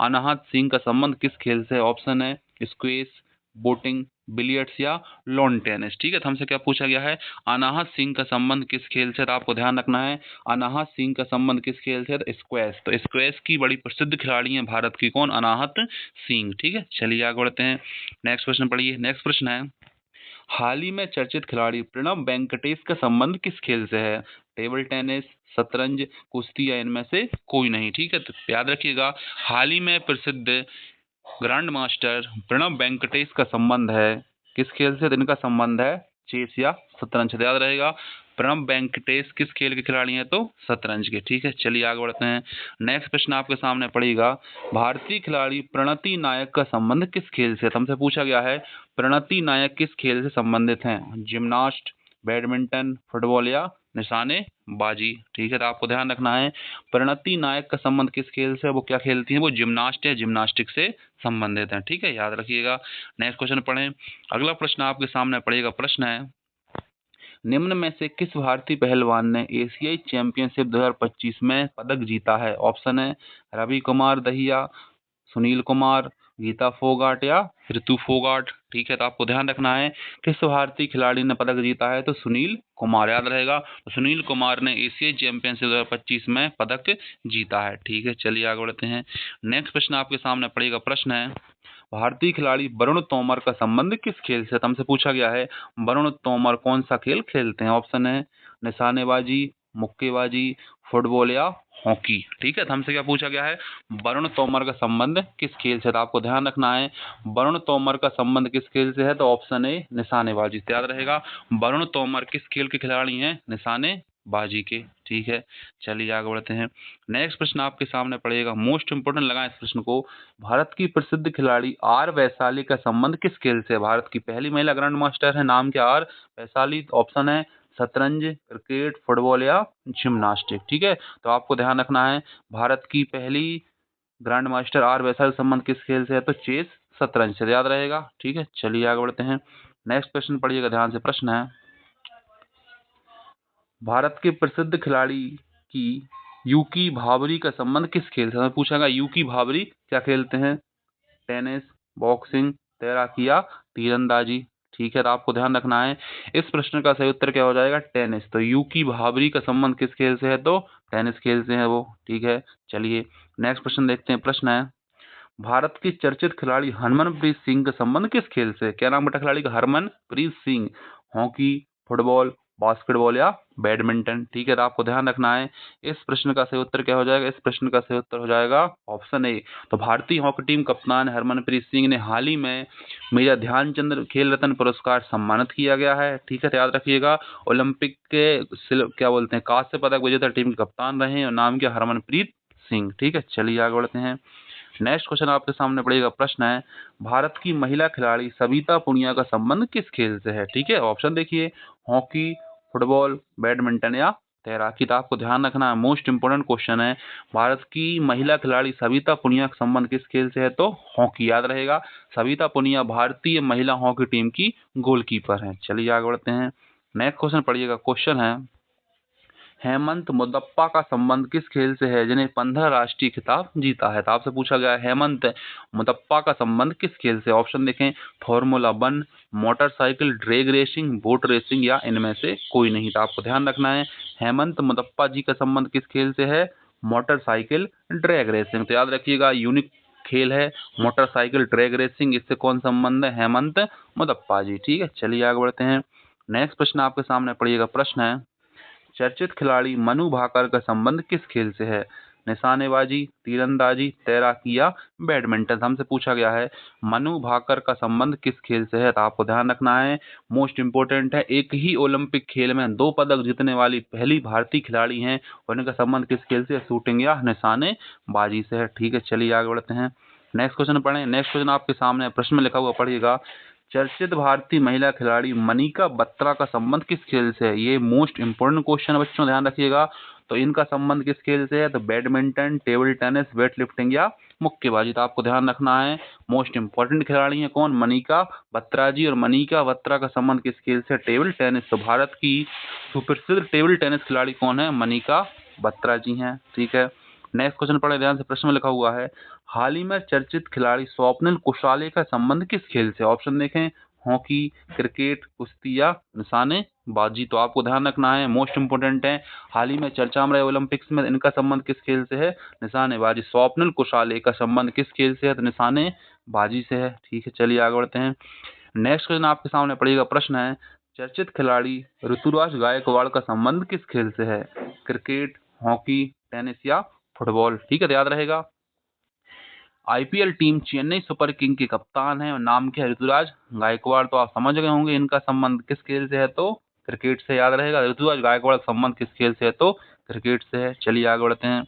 नेक्स्ट प्रश्न आपके सामने पड़ेगा, भारतीय महिला खिलाड़ी हरमनप्रीत कौर का संबंध किस खेल से है? ठीक है, तो याद रहेगा, खिलाड़ी का नाम क्या? हरमनप्रीत कौर। ऑप्शन देखें, वॉलीबॉल, फुटबॉल, क्रिकेट या टेनिस। ठीक है, तो आपको ध्यान रखना है, हाल ही में संपन्न हुए महिला विश्व कप विजेता टीम की कप्तान है हरमनप्रीत कौर। तो याद रहेगा, तो भारतीय महिला क्रिकेट टीम की कप्तान है।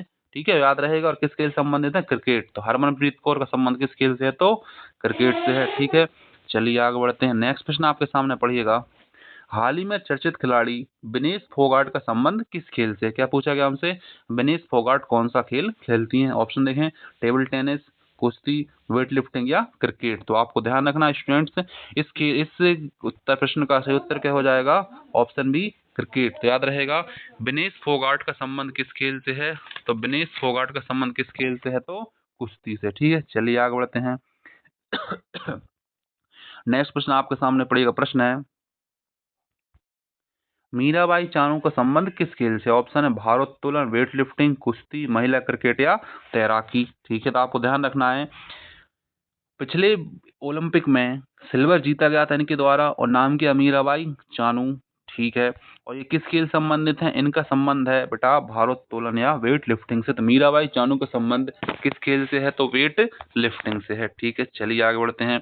अगला प्रश्न आपके सामने पड़ेगा, प्रश्न में लिखा हुआ है, 2024-25 में चर्चित खिलाड़ी सलीमा टेटे का संबंध किस खेल से? तो हमसे पूछा गया, सलीमा टेटे कौन सा खेल खेलती हैं? महिला क्रिकेट, महिला हॉकी, महिला फुटबॉल या बैडमिंटन। ठीक है, तो याद रखिएगा, हाल ही में इन्हें अर्जुन पुरस्कार दिया गया है। तो अर्जुन पुरस्कार सम्मानित खिलाड़ी हैं सलीमा टेटे जी, और इनका संबंध किस खेल से बच्चों? तो इनका संबंध किस खेल से? महिला हॉकी। तो महिला हॉकी की प्रसिद्ध खिलाड़ी सलीमा टेटे जी। ठीक है, चलिए आगे बढ़ते हैं।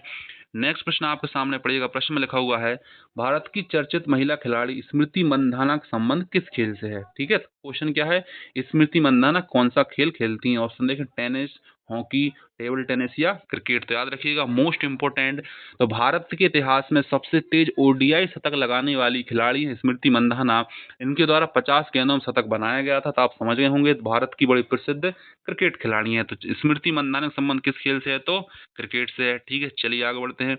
नेक्स्ट प्रश्न आपके सामने पड़िएगा, भारत की चर्चित खिलाड़ी हार्दिक सिंह, हार्दिक पांड्या नहीं बच्चों, हार्दिक सिंह का संबंध किस खेल से है? हॉकी, मुक्केबाजी, निशानेबाजी या फुटबॉल। तो हमसे पूछा गया है कि हार्दिक सिंह का संबंध किस खेल से है? तो याद रखिएगा, हार्दिक सिंह का संबंध किस खेल से है? तो हॉकी। हार्दिक सिंह किस खेल के प्रसिद्ध खिलाड़ी हैं? तो बच्चों हॉकी खेल के हैं। ठीक है, चलिए आगे बढ़ते हैं।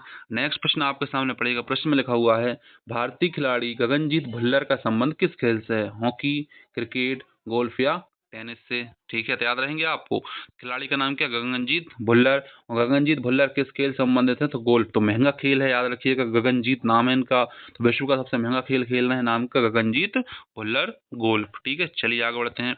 नेक्स्ट प्रश्न आपके सामने पड़ेगा, प्रश्न में लिखा है, भारत की चर्चित खिलाड़ी निखत जरीन का संबंध किस खेल से है? नौकायान, मुक्केबाजी, तीरंदाजी या बेसबॉल। ठीक है, तो हमसे पूछा गया है कि महिला खिलाड़ी निखत जरीन कौन सा गेम खेलती हैं? तो आपको ध्यान रखना है, निखत जरीन का संबंध किस खेल से है? तो बॉक्सिंग या मुक्केबाजी से है। ठीक है, चलिए आगे बढ़ते हैं। नेक्स्ट प्रश्न आपके सामने पढ़िएगा, प्रश्न है, भारत की चर्चित खिलाड़ी पीवी सिंधु का संबंध किस खेल से है? बेसबॉल, तीरंदाजी, फुटबॉल या बैडमिंटन। तो आपको ध्यान रखना बच्चों, इस खेल का सही उत्तर क्या हो जाएगा? तो पीवी सिंधु का संबंध किस खेल से है? तो बैडमिंटन। तो बैडमिंटन की बड़ी प्रसिद्ध खिलाड़ी कौन है? पीवी सिंधु जी हैं। ठीक है, चलिए अगला प्रश्न पढ़ते हैं। अगला प्रश्न आपके सामने पढ़िएगा, भारत की मशहूर खिलाड़ी सुमित नागल का संबंध किस खेल से है? टेनिस, टेबल टेनिस, शतरंज या गोल्फ। हमसे पूछा गया है, मशहूर खिलाड़ी सुमित नागल का संबंध किस खेल से है? ठीक है, तो आपको ध्यान रखना बच्चों, सुमित नागल जी का संबंध है टेनिस से। और ये किस राज्य से संबंधित है? हरियाणा। तो हरियाणा के प्रसिद्ध खिलाड़ी सुमित नागल और क्या खेलते हैं?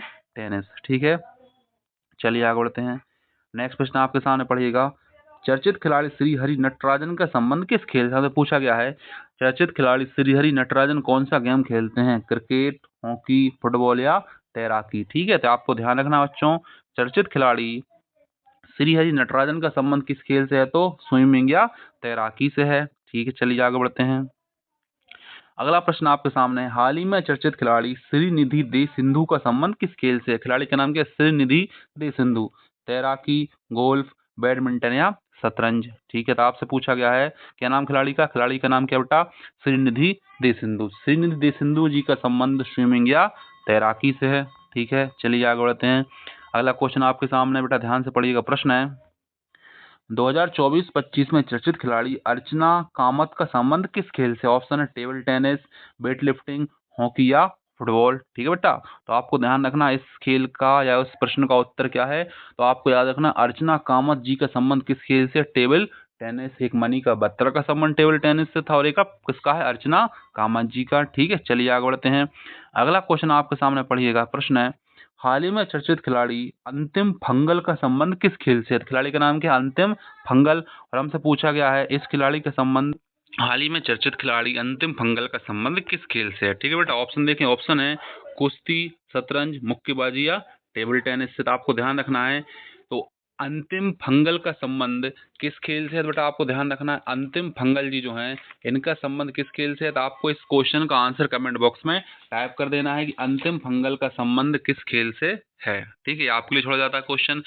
नेक्स्ट क्वेश्चन देखें। नेक्स्ट क्वेश्चन आपके सामने पड़ेगा। प्रश्न है, भारत के चर्चित खिलाड़ी अमन सहरावत का संबंध किस खेल से है। मुक्केबाजी, कुश्ती, वेट लिफ्टिंग या टेबल टेनिस। तो आपको ध्यान रखना बेटा, मोस्ट इंपोर्टेंट क्वेश्चन में से एक है।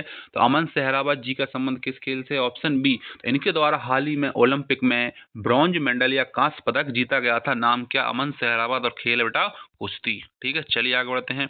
नेक्स्ट प्रश्न आपके सामने पड़ेगा, भारत के चर्चित खिलाड़ी अनुष अग्रवाल का संबंध किस खेल से है। क्वेश्चन क्या है, अनुष अग्रवाल का संबंध किस खेल से है। सेलिंग, घुड़सवारी, तैराकी, इनमें से कोई नहीं। ठीक है, तो आपको ध्यान रखना है अनुष अग्रवाल जी का संबंध किस खेल से है। तो आपको ध्यान रखना ऑप्शन बी, घुड़सवारी। तो इंपॉर्टेंट अलग खेल है। तो हॉर्स राइडिंग या घुड़सवारी से संबंधित कौन है, अनुष अग्रवाल जी। ठीक है, चलिए आगे बढ़ते हैं। नेक्स्ट प्रश्न आपके सामने है जो बहुत ईजी होगा पढ़ने में, भारत के मशहूर खिलाड़ी जसप्रीत बुमराह का संबंध किस खेल से है। ठीक है, तो आपको पता ही है boom boom Bumrah most important है। जसप्रीत बुमराह जी के संबंध किस खेल से है, तो क्रिकेट से है, इसमें कोई दो राय ही नहीं है। ठीक है, चलिए आगे बढ़ते हैं, नॉर्मल सा क्वेश्चन था। नेक्स्ट प्रश्न आपके सामने है, भारत के चर्चित खिलाड़ी तुलिका मान का संबंध किस खेल से। ये मोस्ट इंपोर्टेंट हो सकता है पेपर में। तो हमसे पूछा तुलिका मान का संबंध किस खेल से है। तो बेटा आपको ध्यान रखना है, तुलिका मान जी क्या खेलती है, जूडो। तो जूडो की मशहूर खिलाड़ी कौन है, तुलिका मान जी हैं। ठीक है, चलिए आगे बढ़ते हैं। नेक्स्ट प्रश्न आपके सामने पढ़िएगा, भारत के चर्चित खिलाड़ी मनप्रीत सिंह का संबंध किस खेल से। हमसे पूछा गया है मनप्रीत सिंह क्या खेलते हैं, हॉकी, फुटबॉल, मुक्केबाजी या गोल्फ। ठीक है, तो बेटा आपको ध्यान रखना है मनप्रीत सिंह जो हैं इनका संबंध किस खेल से है, तो हॉकी। तो हॉकी के प्रसिद्ध खिलाड़ी कौन है, मनप्रीत सिंह जी हैं। ठीक है, आगे बढ़ते हैं। चलिए अगला प्रश्न आपके सामने पड़ेगा। प्रश्न है, भारत के खिलाड़ी बलराज पवार का संबंध किस खेल, भारत के खिलाड़ी बलराज पवार का संबंध किस खेल से है, रोइंग, स्क्वैश, जूडो या हॉकी। तो हमसे पूछा गया इनका संबंध किस खेल से है। ठीक है, तो आपको ध्यान रखना है बलराज पवार क्या खेलते हैं, रोइंग, बोट पर खेले जाने वाला खेल है। बलराज पवार का संबंध किस खेल से है, तो रोइंग से है। ठीक है, चलिए आगे बढ़ते हैं। नेक्स्ट प्रश्न आपके सामने पड़ेगा। प्रश्न में लिखा हुआ है, भारत के चर्चित खिलाड़ी नेथरा कुमानन का संबंध किस खेल से। क्वेश्चन क्या है, Nethra Kumanan, judo, selling, basketball या तैराकी। हमसे पूछा गया है नेथरा कुमानन का संबंध किस खेल से है। तो नेथरा कुमानन क्या खेलते हैं, तो सेलिंग। तो सेलिंग के खिलाड़ी को नेथरा कुमानन जी हैं। ठीक है, चलिए आगे बढ़ते हैं। नेक्स्ट प्रश्न आपके सामने पड़िएगा, भारत के चर्चित खिलाड़ी अमन रोहिदास का संबंध किस खेल से है, फुटबॉल, हॉकी, क्रिकेट, इनमें से कोई नहीं। हमसे पूछा गया है अमित रोहिदास का संबंध किस खेल से है। तो आपको ध्यान रखना बेटा अमित रोहिदास का संबंध किस खेल से है, तो हॉकी से है। ठीक है, चलिए आगे बढ़ते हैं। नेक्स्ट प्रश्न आपके सामने है जो मोस्ट इंपोर्टेंट है, ध्यान रखिएगा, भारत के चर्चित खिलाड़ी नीरज चोपड़ा का संबंध किस खेल से है, भाला फेंक, वेट लिफ्टिंग, रोलिंग या हॉकी। तो आपको ध्यान रखना है पहला दूसरा व्यक्तिगत गोल्ड जीतने वाले भारत के पहले एथलीट हैं नीरज चोपड़ा जी, और क्या खेलते हैं, जेवलिन थ्रो या भाला फेंक। याद रखिएगा, पहले इन्होंने क्या जीता, गोल्ड जीता, और अगले ओलंपिक में क्या जीता, सिल्वर। तो याद रखिए, लगातार 2 ओलंपिक में मेडल जीतने वाले खिलाड़ी हैं, और पहले गोल्ड जीता, फिर क्या जीता, सिल्वर। तो मोस्ट इंपोर्टेंट खिलाड़ी नीरज चोपड़ा जी हमारे। ठीक है, नेक्स्ट क्वेश्चन पढ़े ध्यान से। हाल ही में चर्चित खिलाड़ी अर्जुन एरिगेसी का संबंध किस खेल से है? ठीक है, बास्केटबॉल, बैडमिंटन, शतरंज या फुटबॉल। तो याद रखिएगा, भारत के खिलाड़ी हैं और खेल इनका क्या है, शतरंज। तो ग्रैंड मास्टर या ग्रैंड मास्टर अर्जुन एरिगेसी जी का संबंध किस खेल से है? तो शतरंज से है। ठीक है, चलिए आगे बढ़ते हैं। नेक्स्ट प्रश्न आपके सामने है, समझिएगा। 2025 में चर्चित खिलाड़ी वैभव सूर्यवंशी का संबंध किस खेल से है? टेनिस, फुटबॉल, हॉकी या क्रिकेट से। ठीक है, तो याद रखिएगा, मोस्ट इंपोर्टेंट खिलाड़ी राजस्थान रॉयल्स की ओर से खेलते हैं, उनका संबंध किस खेल से? क्रिकेट से। तो क्रिकेट के एक बड़े प्रसिद्ध खिलाड़ी है कौन? वैभव सूर्यवंशी। ठीक है, चलिए आगे बढ़ते हैं। नेक्स्ट प्रश्न आपके सामने पड़ेगा, प्रश्न क्या है, हाल ही में चर्चित खिलाड़ी डी गुकेश का संबंध किस खेल से है? ठीक है, ध्यान रखिएगा, हाल ही में प्रदान किए गए मेजर ध्यानचंद्र खेल रत्न पुरस्कार में इनका स्थान था। तो मेजर ध्यानचंद्र खेल रत्न पुरस्कार इन्हें प्रदान किया गया है, और मोस्ट से मोस्ट इंपोर्टेंट इनका नाम है। ध्यान रखिए बच्चों, ये किस खेल संबंधित है? तो चेस या शतरंज से। शतरंज के प्रसिद्ध खिलाड़ी हैं कौन? डी गुकेश जी। चलिए आगे बढ़ते हैं। नेक्स्ट प्रश्न आपके सामने पड़ेगा, प्रश्न में लिखा हुआ है, सुमित अंतिल का संबंध किस खेल से है? क्वेश्चन क्या बेटा, सुमित अंतिल का संबंध किस खेल से है? ठीक है, ऑप्शन देखें, टेबल टेनिस, निशानेबाजी, जेवलिन थ्रो, बैडमिंटन। ठीक है, तो आपको ध्यान रखना बेटा, सुमित अंतिल का संबंध किस खेल से है? Javelin throw. याद रहेगा, जेवलिन थ्रो कौन करते हैं? सुमित अंतिल। ठीक है, चलिए नेक्स्ट क्वेश्चन पढ़िएगा, ज्योति बैरबाल का संबंध किस खेल से है? बेटा क्वेश्चन क्या है, ज्योति बैरबाल का संबंध किस खेल से है? कुश्ती, बॉक्सिंग, निशानेबाजी या हॉकी। ठीक, हमसे पूछा गया है किसका बेटा, सुमित ज्योति बैरवाल क्या खेलती हैं? क्या खेलती हैं बेटा? कुश्ती। तो कुश्ती का संबंध किस व्यक्ति महिला से? ज्योति बैरवाल जी से है। ठीक है, चलिए नेक्स्ट क्वेश्चन देखते हैं। नेक्स्ट क्वेश्चन है, पढ़िएगा, कपिल परमार का संबंध किस खेल से है? तीरंदाजी, जूडो, निशानेबाजी और टेबल टेनिस। हमसे पूछा गया है कपिल परमार कौन सा गेम खेलते हैं? तो याद रखेगा, जूडो। तो कपिल परमार का संबंध किस खेल से है? तो जूडो से है। ठीक है, चलिए आगे बढ़ते हैं।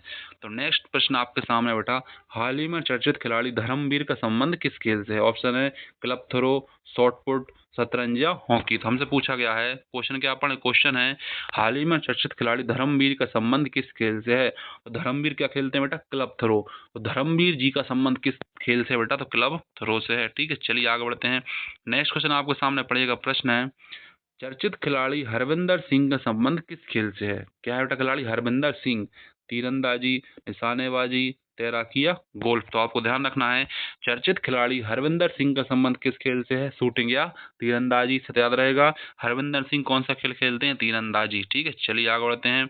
अगले प्रश्न को मोस्ट इंपोर्टेंट लगाइएगा, प्रश्न है, अवनी लखेरा का संबंध किस खेल से? एथलेटिक्स, तीरंदाजी, निशानेबाजी या भारोत्तोलन। तो याद रखिएगा, मोस्ट इंपोर्टेंट हैं, और एक पैरा एथलीट हैं, और याद रखिएगा मेडल जीते हुए हैं ओलंपिक पैरा एथलेटिक्स में इन्होंने। तो नाम क्या? अवनी लखेरा। तो अवनी लखेरा जी का संबंध किस खेल से है? तो निशानेबाजी। तो पैरा एथलेटिक में भारत की सबसे सफल खिलाड़ी हैं अवनी लखेरा जी, और नाम किस खेल संबंधित हैं? शूटिंग या निशानेबाजी से। ठीक है, चलिए आगे बढ़ते हैं। नेक्स्ट क्वेश्चन आपके सामने, भारत के चर्चित खिलाड़ी शुभमन गिल का संबंध किस खेल से? ध्यान रखिएगा, हाल ही मैंने ओडीआई और टेस्ट टीम का कप्तान बनाया गया है। ठीक है, और किस खेल संबंधित हैं? तो याद रखिएगा, इनका संबंध किस खेल से है? तो नॉर्मल सी बात है, क्रिकेट से। याद रहेगा, चलिए आगे बढ़ते हैं। नेक्स्ट प्रश्न आपके सामने पड़ेगा, प्रश्न है, भारत की चर्चित खिलाड़ी मैरी कॉम का संबंध किस खेल से है? मुक्केबाजी, जूडो, निशानेबाजी या घुड़सवारी। तो याद रखिएगा, इनके ऊपर मूवी बन चुकी है, कई बार की वर्ल्ड चैंपियन रही हैं, गोल्ड मेडल सॉरी पदक प्राप्त है ओलंपिक में। तो मैरी कॉम का संबंध किस खेल से है? तो मुक्केबाजी या बॉक्सिंग से। याद रहेगा, मैरी कॉम का संबंध किस खेल से है? तो बॉक्सिंग से है। ठीक है, चलिए आगे बढ़ते हैं। नेक्स्ट क्वेश्चन पढ़िएगा, हाल ही में चर्चित खिलाड़ी प्रवीण कुमार का संबंध किस खेल से है? तो याद रखिएगा, हाल ही में मेजर ध्यानचंद्र खेल रत्न पुरस्कार इन्हें दिया गया है। तो आपको ध्यान रखना है, मेजर ध्यानचंद्र खेल रत्न पुरस्कार 4 खिलाड़ियों को मिला है। वो कौन कौन है? कौन कौन बेटा? वो है मनु भाकर, प्रवीण कुमार, मनु भाकर, प्रवीण कुमार। ठीक है, उसके बाद कौन है? डी गुकेश और मनप्रीत सिंह। तो 4 खिलाड़ियों को क्या मिला है? अपना खेल रत्न पुरस्कार, तैराकी, मुक्केबाजी, हाई जंप या इनमें से कोई नहीं। तो याद रखिए पैरा एथलीट खिलाड़ी हैं और इनका संबंध किस खेल से है, तो हाई जंप से। याद रहेगा। तो प्रवीण कुमार किस खेल के खिलाड़ी हैं, तो हाई जंप के। ठीक है, तो मैं आशा करता हूँ ये वीडियो आपको अच्छी लगी होगी और आप इसे अधिक से अधिक शेयर कीजिएगा। बहुत बहुत हेलो फ्रेंड्स, आप सभी का बहुत बहुत स्वागत है आपके अपने यूट्यूब चैनल जी को फ्री ऊपर। आज मैं आपके लिए करंट अफेयर का एक मोस्ट इंपॉर्टेंट टॉपिक लेके आया हूं जिसका नाम है इम्पोर्टेंट ऑपरेशन या महत्वपूर्ण ऑपरेशन 2025, जो group D exam, Delhi police या आने वाले अलग अलग एग्जाम में आपकी बहुत ज़्यादा हेल्प करने वाला है। तो मैं आशा करूँगा आप इस वीडियो को अधिक से अधिक शेयर करेंगे। ठीक है, चलिए शुरू करते हैं। तो महत्वपूर्ण ऑपरेशन सीरीज का पहला प्रश्न आपके सामने पड़ेगा ध्यान से। तो प्रश्न है, नवंबर 2025 में भारतीय सशस्त्र बलों ने जम्मू कश्मीर कुपवाड़ा के केरन सेक्टर में घुसपैठियों के खिलाफ कौन सा अभियान शुरू किया है। ठीक है, तो हमसे पूछा गया है कहाँ का ऑपरेशन है। सबसे पहले आपको ध्यान रखना है इस ऑपरेशन का संबंध कहाँ से, ऑपरेशन का संबंध है कहाँ से, जम्मू कश्मीर कुपवाड़ा के केरन सेक्टर से। और किसके खिलाफ चलाया गया है, घुसपैठियों के खिलाफ चलाया गया है। ठीक है, ऑप्शन देखते हैं। चलिए ऑप्शन आपके सामने पड़े। ऑप्शन है operation Trinetra, operation pimple, operation Shaurya और या ऑपरेशन सर्व शक्ति। तो आपको ध्यान रखना बेटा, ऑपरेशन पिंपल। ठीक है, तो भारतीय सशस्त्र बलों ने जम्मू कश्मीर के कुपवाड़ा के केरन सेक्टर में घुसपैठियों के खिलाफ कौन सा अभियान चलाया है, तो ऑपरेशन पिंपल चलाया है। ठीक है, विस्तार जान लेते हैं, समझिएगा। विस्तार देखें। भारतीय सशस्त्र बलों ने जम्मू कश्मीर के कुपवाड़ा जिले के केरन सेक्टर में घुसपैठियों के खिलाफ ऑपरेशन पिंपल नामक अभियान शुरू किया है। ठीक है, यह अभियान 7 नवंबर 2025 को शुरू किया गया था। इसमें भारतीय सेना, बीएसएफ, असम राइफल और जम्मू कश्मीर पुलिस के स्पेशल ऑपरेशन ग्रुप एसओजी ने मिलकर संयुक्त रूप से हिस्सा लिया था। ठीक है, चलिए नेक्स्ट क्वेश्चन देखते हैं। नेक्स्ट क्वेश्चन आपके सामने है, ध्यान से पढ़िएगा। प्रश्न क्या है, जून 2025 में भारत सरकार ने ईरान और इजराइल के बीच जारी संघर्ष के कारण भारतीय नागरिकों को निकालने के लिए किस ऑपरेशन की शुरुआत की थी। तो हमसे पूछा गया है कि जब ईरान और इजराइल के बीच युद्ध चालू हुआ था उस समय इन देशों में फंसे भारतीय नागरिकों को वापस लाने के लिए कौन सा ऑपरेशन शुरू किया गया था। तो ऑप्शन है ऑपरेशन करुणा, ऑपरेशन सिंधु, ऑपरेशन समर्पण या ऑपरेशन वासुदेव। तो याद रखिएगा, मोस्ट इंपोर्टेंट है, ईरान इजराइल युद्ध के समय हमने शुरू किया था ऑपरेशन सिंधु। तो भारतीय नागरिकों को वापस लाने के लिए शुरू किए गए इस ऑपरेशन का नाम क्या था, ऑपरेशन सिंधु। ठीक है, चलिए नेक्स्ट क्वेश्चन देखते हैं, इंपॉर्टेंट है।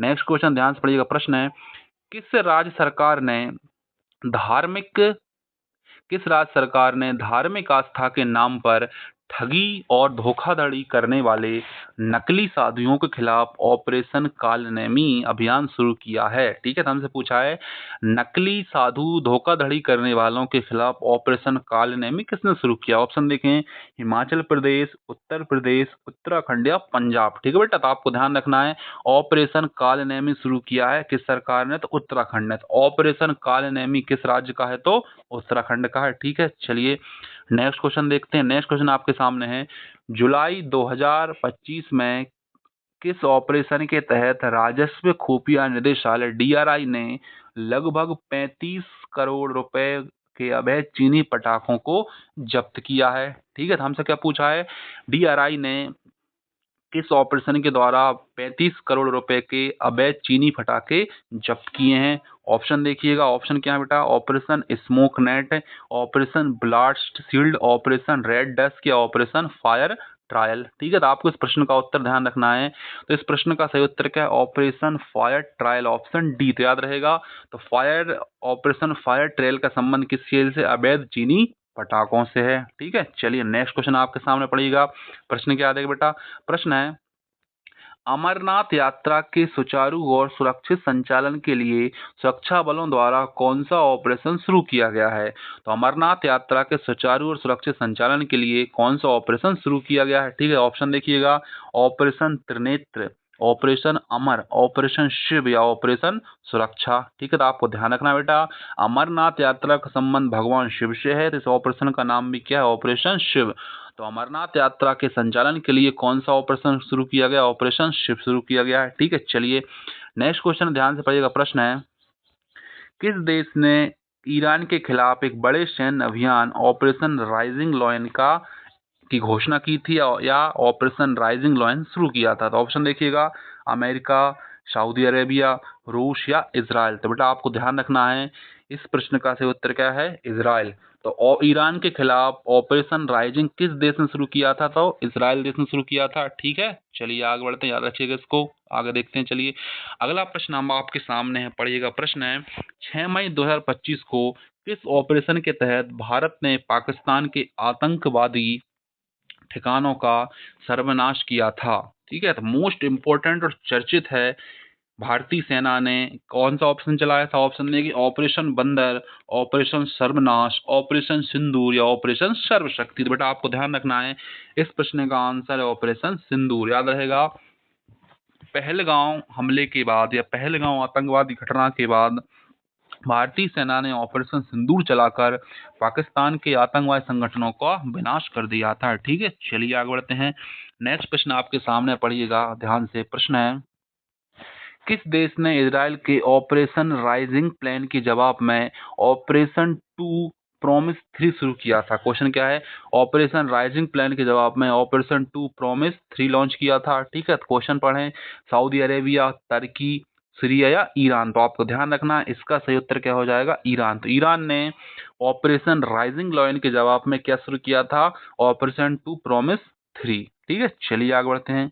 नेक्स्ट प्रश्न आपके सामने है, ध्यान से पढ़िएगा। प्रश्न क्या है? प्रश्न है, जून 2025 में किस ऑपरेशन के तहत अमेरिका द्वारा ईरान के परमाणु बुनियादी ढांचे पर सैन्य हमला किया गया था? तो पूछा गया है, अमेरिका ने ईरान के परमाणु ढांचे पर किस ऑपरेशन द्वारा हमला किया था? Operation black fog, operation silent storm, operation red scorpion, operation midnight hammer. ठीक है, तो आपको ध्यान रखना बेटा, इस प्रश्न का सही उत्तर ऑपरेशन मिडनाइट हैमर। तो ऑपरेशन मिडनाइट हैमर के द्वारा यूएसए ने ईरान पर हमला किया था, याद रहेगा आपको। चलिए शुरू करते हैं, आगे बढ़ते हैं। चलिए अगला क्वेश्चन आपके सामने है, क्वेश्चन बड़े ध्यान से। क्वेश्चन है, और जून 2025 में अमेरिका द्वारा चलाए गए ऑपरेशन मिडनाइट हैमर के जवाब में ऑपरेशन वसियार अल फतेह किस देश ने शुरू किया था? ऑपरेशन वसियार अल फतेह। ऑप्शन है सऊदी अरब, ईरान, इजराइल या तुर्की। ठीक है, तो आपको इस प्रश्न का उत्तर ध्यान रखना है, ऑपरेशन वसियार अल फतेह ईरान ने शुरू किया था। किस देश ने शुरू किया था बेटा? ऑपरेशन वसियार अल फतेह शुरू करने वाला कौन था? ईरान। अमेरिका ने कौन चलाया था? Midnight hammer. और रूस ने ईरान ने कौन चलाया बेटा? अल फतेह। ठीक है, चलिए शुरू करते हैं। तो अगला प्रश्न आपके सामने बेटा ध्यान से पढ़िएगा। प्रश्न है, मई 2025 में भारतीय सेना ने ऑपरेशन केलर के तहत आतंकवाद विरोधी अभियान कहां चलाया था? ऑप्शन देखें, गया, बिहार, सूरत, गुजरात, अलीराजपुर, मध्य प्रदेश, शोपिया, जम्मू कश्मीर। तो ऑपरेशन केलर का संबंध कहां से बेटा? इसका संबंध किससे है? तो शोपिया, जम्मू। ठीक है, इस प्रश्न का सही उत्तर क्या हो जाएगा? Option D, Shopian, Jammu Kashmir. ठीक है, चलिए आगे बढ़ते हैं। तो आज के इस वीडियो का 12वां प्रश्न आपके सामने पढ़िएगा। प्रश्न में क्या लिखा हुआ है? प्रश्न में लिखा हुआ है बेटा, सूडान में हो रही अशांतियों से अपने नागरिकों को वापस भारत लाने के लिए किस ऑपरेशन को शुरू किया गया था? ठीक है, तो क्वेश्चन क्या, कहाँ की बात हो रही है बेटा? सूडान की। ठीक है, और सूडान से वापस भारतीयों को लाने के लिए कौन सा ऑपरेशन चलाया गया था? ऑप्शन देखें, ऑपरेशन कावेरी, ऑपरेशन दोस्त, ऑपरेशन गंगा या ऑपरेशन सूडान। ठीक है, तो आपको ध्यान रखना है कि भैया सूडान से वापस भारतीयों को लाने के लिए कौन सा ऑपरेशन चलाया गया था? चलाया गया था ऑपरेशन कावेरी। तो ऑपरेशन कावेरी का संबंध किससे से संबंध है? सूडान से भारतीयों को वापस लाने के लिए। ठीक है, चलिए आगे बढ़ते हैं। अगला क्वेश्चन पढ़िएगा। क्वेश्चन है, मई 2025 में यूक्रेन ने ऑपरेशन स्पाइडर वेब्स के तहत किस देश पर बड़ा ड्रोन हमला किया था? तो ऑप्शन क्या बेटा? रूस, अमेरिका, चीन और सिंगापुर। तो नॉर्मल सी बात है, हाल ही में चर्चा में रहा रूस और यूक्रेन युद्ध, आपको पता ही होगा। तो ऑपरेशन स्पाइडर वेब यूक्रेन ने किस देश के खिलाफ चला है? तो रसिया के खिलाफ चलाया है। ठीक है, चलिए नेक्स्ट क्वेश्चन देखते हैं। नेक्स्ट क्वेश्चन आपके सामने पढ़िएगा। प्रश्न में क्या लिखा है देखें बेटा, मई 2025 में भारतीय सेना ने आतंकवाद विरोधी अभियान ऑपरेशन नादेर कहां चलाया है? ऑप्शन है अटारी पंजाब, डिब्रूगढ़ असम, चुरा चांदपुर मणिपुर, कुपवाड़ा जम्मू कश्मीर। ठीक है बेटा, तो आपको ध्यान रखना है ऑपरेशन नादेर भारतीय सेना ने कहाँ चलाया है? तो कुपवाड़ा जम्मू कश्मीर में। तो कहाँ चलाया, ध्यान रहेगा। तो ऑपरेशन नादेर का संबंध कहाँ से है बेटा? कुपवाड़ा जम्मू कश्मीर से है। ठीक है, चलिए नेक्स्ट क्वेश्चन आपके सामने पड़िएगा। प्रश्न ध्यान से देखिए, प्रश्न में क्या लिखा है। मई 2025 में छत्तीसगढ़ और तेलंगाना सीमा पर नक्सलवाद के खिलाफ भारतीय सेना ने कौन सा ऑपरेशन चलाया है? क्वेश्चन पहले ध्यान दें, किस किस के बीच किया है बेटा? छत्तीसगढ़ और तेलंगाना के बीच। किस टॉपिक के ऊपर? नक्सलवाद के ऊपर। Operation red sore, operation black forest, operation black tiger, operation green shield. तो बेटा आपको ध्यान रखना है कि भैया छत्तीसगढ़ तेलंगाना बॉर्डर पर नक्सलवाद के खिलाफ इंडियन आर्मी ने चलाया है ऑपरेशन ब्लैक फॉरेस्ट। तो ऑपरेशन ब्लैक फॉरेस्ट संबंध छत्तीसगढ़ तेलंगाना बॉर्डर पर नक्सलवाद के खिलाफ है। ठीक है, चलिए नेक्स्ट क्वेश्चन देखते हैं। नेक्स्ट क्वेश्चन आपके सामने पड़ेगा, ध्यान से। प्रश्न है, मई 2025 में किस देश ने गाजा पट्टी में ऑपरेशन गिद्धरॉन चैरियट्स नामक सैन्य अभियान की शुरुआत की है? ठीक है, तो ऑपरेशन का नाम क्या? Operation Gideon chariot. मिस्र, ईरान, इजराइल या लेबनान। ठीक है, तो आपको ध्यान रखना बेटा, मोस्ट इंपोर्टेंट क्वेश्चन में से एक है। तो गिद्धरॉन चैरियट चलाया था इजराइल ने। तो इजराइल ने गाजी पट्टी में ऑपरेशन गिद्धरॉन चैरियट नामक सैन्य अभियान की घोषणा की थी। ठीक है, चलिए नेक्स्ट क्वेश्चन देखते हैं।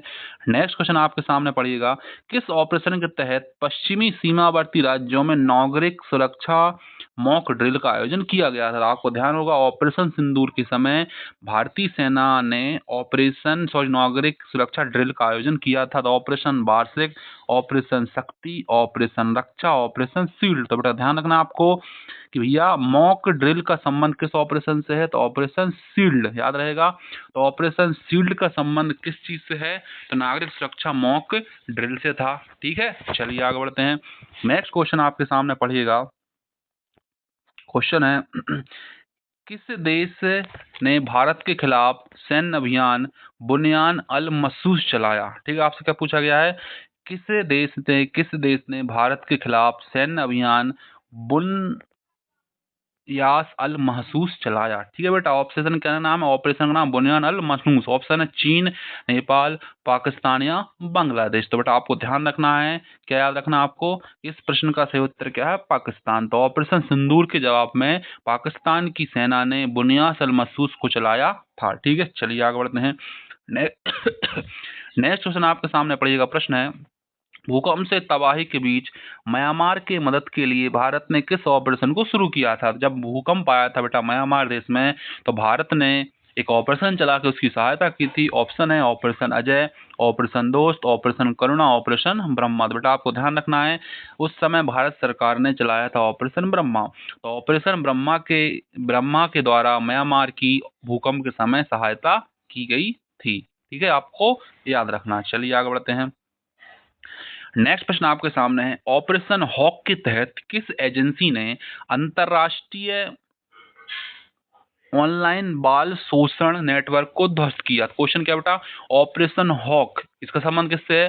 अंतरराष्ट्रीय ऑनलाइन बाल शोषण से। और हमसे क्या पूछा गया, किस संस्था ने इसे ध्वस्त किया? तो आपको ध्यान रखना बेटा, इसका आंसर हो जाएगा केंद्रीय अन्वेषण bureau, central bureau of investigation द्वारा। ठीक है बेटा, चलिए आगे बढ़ते हैं।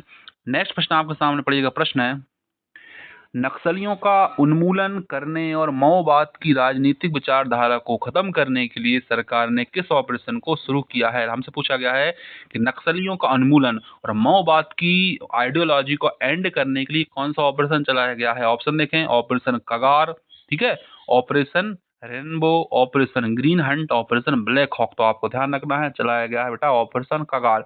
तो ऑपरेशन कगार का संबंध नक्सलियों का उन्मूलन और माओवाद की विचारधारा को समाप्त करना है। ठीक है, चलिए आगे बढ़ते हैं।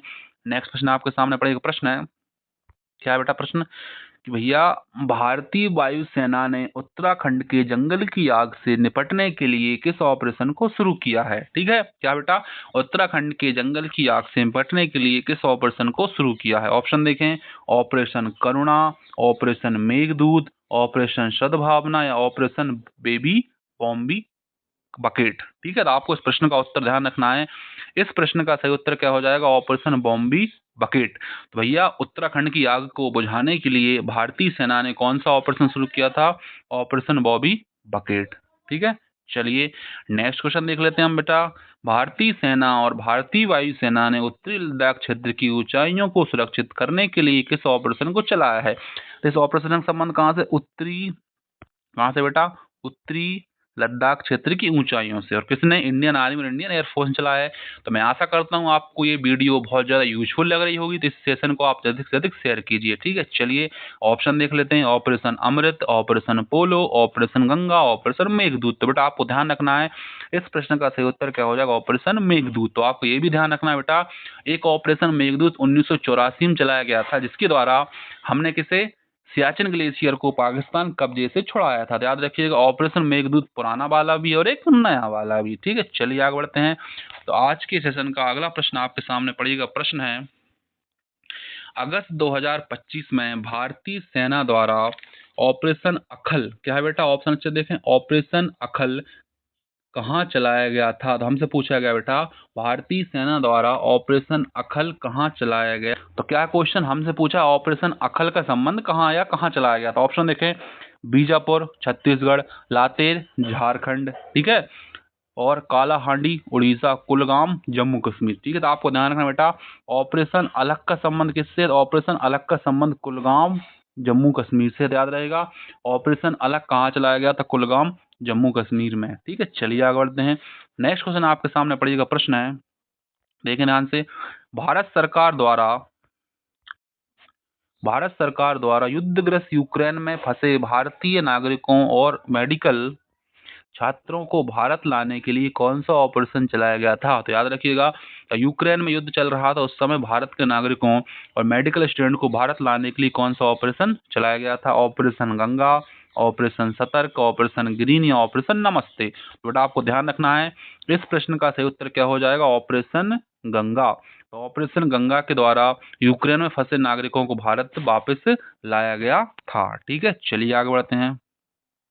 नेक्स्ट क्वेश्चन ध्यान से पढ़िएगा। प्रश्न है, भारत इजराइल और हमास के बीच जारी भीषण जंग के बीच भारत के नागरिकों को सुरक्षित वतन वापसी के लिए किस अभियान की शुरुआत की गई थी? बेटा हमसे पूछा, इजराइल हमास के समय जो लड़ाई चल रही थी, उस समय इन देशों के हिस्सों में फंसे भारतीय नागरिकों को वापस लाने के लिए कौन सा ऑपरेशन चलाया गया था? ऑपरेशन खात्मा, ऑपरेशन अजय, ऑपरेशन गंगा या ऑपरेशन कावेरी। ठीक है बेटा, तो आपको ध्यान रखना है, उस समय चलाया गया था ऑपरेशन अजय। तो ऑपरेशन अजय इजराइल और हमास के बीच जारी भीषण जंग के बीच भारत के नागरिकों को सुरक्षित वतन वापसी के लिए चलाया गया था। ठीक है, चलिए आगे बढ़ते हैं। नेक्स्ट क्वेश्चन आपके सामने पड़ेगा, ध्यान से, दुबई के रास्ते भारत में अवैध रूप से आ रहे पाकिस्तानी सामान को जब्त करने के लिए ऑपरेशन, क्या बेटा? ऑपरेशन डीप मैनिफेस्ट किस एजेंसी द्वारा चलाया गया था? तो ऑप्शन देखें, सीमा शुल्क विभाग, सीबीआई, एनआईए, डीआरआई। तो बेटा इस प्रश्न का उत्तर आपको बड़े अच्छे ध्यान रखना है, राजस्व खुफिया निदेशालय, क्या? Directorate of revenue intelligence, DRI द्वारा, याद रहेगा। चलिए आगे बढ़ते हैं। तो 28वां प्रश्न आपके सामने ध्यान से पड़ेगा। प्रश्न है, भारतीय सेना द्वारा किस राज्य या केंद्र शासित प्रदेश में, क्या बेटा? ऑपरेशन बेहाली, क्या है? ऑपरेशन बेहाली नामक अभियान चलाया गया था। ठीक है, तो ऑप्शन देखें, ऑप्शन है कश्मीर, लद्दाख, हिमाचल प्रदेश और अरुणाचल प्रदेश। तो आपको ध्यान रखना बेटा, ऑपरेशन बेहाली का संबंध किस राज्य से है? तो जम्मू कश्मीर। तो जम्मू कश्मीर में क्या चलाया गया था? ऑपरेशन बेहाली। ठीक है, चलिए आगे बढ़ते हैं। तो आज की इस वीडियो का अगला या 29वां प्रश्न आपके सामने पढ़िएगा ध्यान से। प्रश्न है, केंद्रीय अन्वेषण ब्यूरो सीबीआई ने किस ऑपरेशन के तहत साइबर धोखाधड़ी और मनी लॉन्ड्रिंग मामलों से जुड़े म्यूल बैंकों का भांडाफोड़ किया है? तो हमसे पूछा गया बेटा किसके बारे में, किसका भांडाफोड़ किया है बेटा? म्यूल बैंकों का। और किससे संबंधित? Money laundering. ऑप्शन देखें, ऑपरेशन चक्र, ऑपरेशन बारसा, ऑपरेशन काला पर्वत, ऑपरेशन नेट गार्ड। तो आपको इस प्रश्न का उत्तर ध्यान रखना बेटा, इस प्रश्न का सही उत्तर है ऑपरेशन चक्र भी। क्या है सही उत्तर? ऑपरेशन चक्र भी का संबंध किससे बेटा? साइबर धोखाधड़ी और मनी लॉन्ड्रिंग से। ठीक है, नेक्स्ट क्वेश्चन देखते हैं। चलिए क्वेश्चन है, ध्यान समझिएगा, नौसेना द्वारा कोविड-19 के दौरान मालदीव में फंसे भारतीयों को वापस लाने के लिए कौन सा अभियान चलाया गया था? ध्यान समझना, कोविड-19 के समय और कहाँ फंसे, मालदीव में फंसे लोगों को बचाने के लिए कौन सा अभियान चलाया गया था? ऑप्शन है ऑपरेशन सतर्क, ऑपरेशन गंगा, ऑपरेशन नारकोस और ऑपरेशन समुद्र सेतु। ध्यान रखना, इस क्वेश्चन का उत्तर है ऑपरेशन समुद्र सेतु। तो मालदीव में फंसे भारतीयों को वापस लाने के लिए क्या ऑपरेशन चलाया था? ऑपरेशन समुद्र सेतु। ठीक है, चलिए आगे बढ़ते हैं। नेक्स्ट प्रश्न आपके सामने पढ़िएगा, जुलाई 2025 में किस ऑपरेशन के तहत सुरक्षा बलों ने जम्मू कश्मीर के पहलगांव के मास्टरमाइंड मूसा समेत 3 आतंकवादियों को मार गिराया था? ऑप्शन है ऑपरेशन महादेव, ऑपरेशन विजय, ऑपरेशन ऑल आउट, ऑपरेशन सर्वविनाश। ठीक है बेटा, तो आपको इस प्रश्न का उत्तर ध्यान रखना है। इस प्रश्न का सही उत्तर है ऑपरेशन महादेव, याद रहेगा। तो ऑपरेशन महादेव के द्वारा पहलगांव की मास्टरमाइंड्स को मार दिया गया था। ठीक है, चलिए आगे बढ़ते हैं। नेक्स्ट क्वेश्चन पढ़िए ध्यान से। क्वेश्चन क्या है? नेक्स्ट है, भारतीय रेल द्वारा यात्रियों के खोए हुए सामान के ट्रैकिंग हेतु कौन सा ऑपरेशन चलाया गया था? ठीक है बेटा, तो ऑप्शन देखें ध्यान। तो ऑप्शन है ऑपरेशन अमानत, ऑपरेशन वंदे भारत, ऑपरेशन कगार, ऑपरेशन समुद्र सेतु। तो आपको ध्यान रखना बेटा, इस प्रश्न का आप समझदार हैं कि सामान होता है अमानती, तो इस आंसर का हो जाएगा क्वेश्चन में ऑपरेशन अमानत। तो रेल यात्रियों के सामान की ट्रैकिंग के लिए चलाया गया ऑपरेशन अमानत। ठीक है, चलिए आगे बढ़ते हैं। अगला प्रश्न आपके सामने पढ़िएगा बेटा।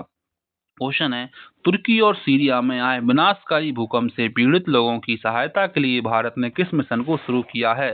ठीक है, ऑप्शन देखें। ऑप्शन है ऑपरेशन दोस्त, ऑपरेशन गंगा, ऑपरेशन सीरिया या ऑपरेशन कोई नहीं। ठीक है बेटा, तो आपको ध्यान रखना है, इस प्रश्न का सही उत्तर है बेटा ऑपरेशन दोस्त। क्या सही उत्तर हो जाएगा इसका? ऑपरेशन दोस्त, याद रहेगा।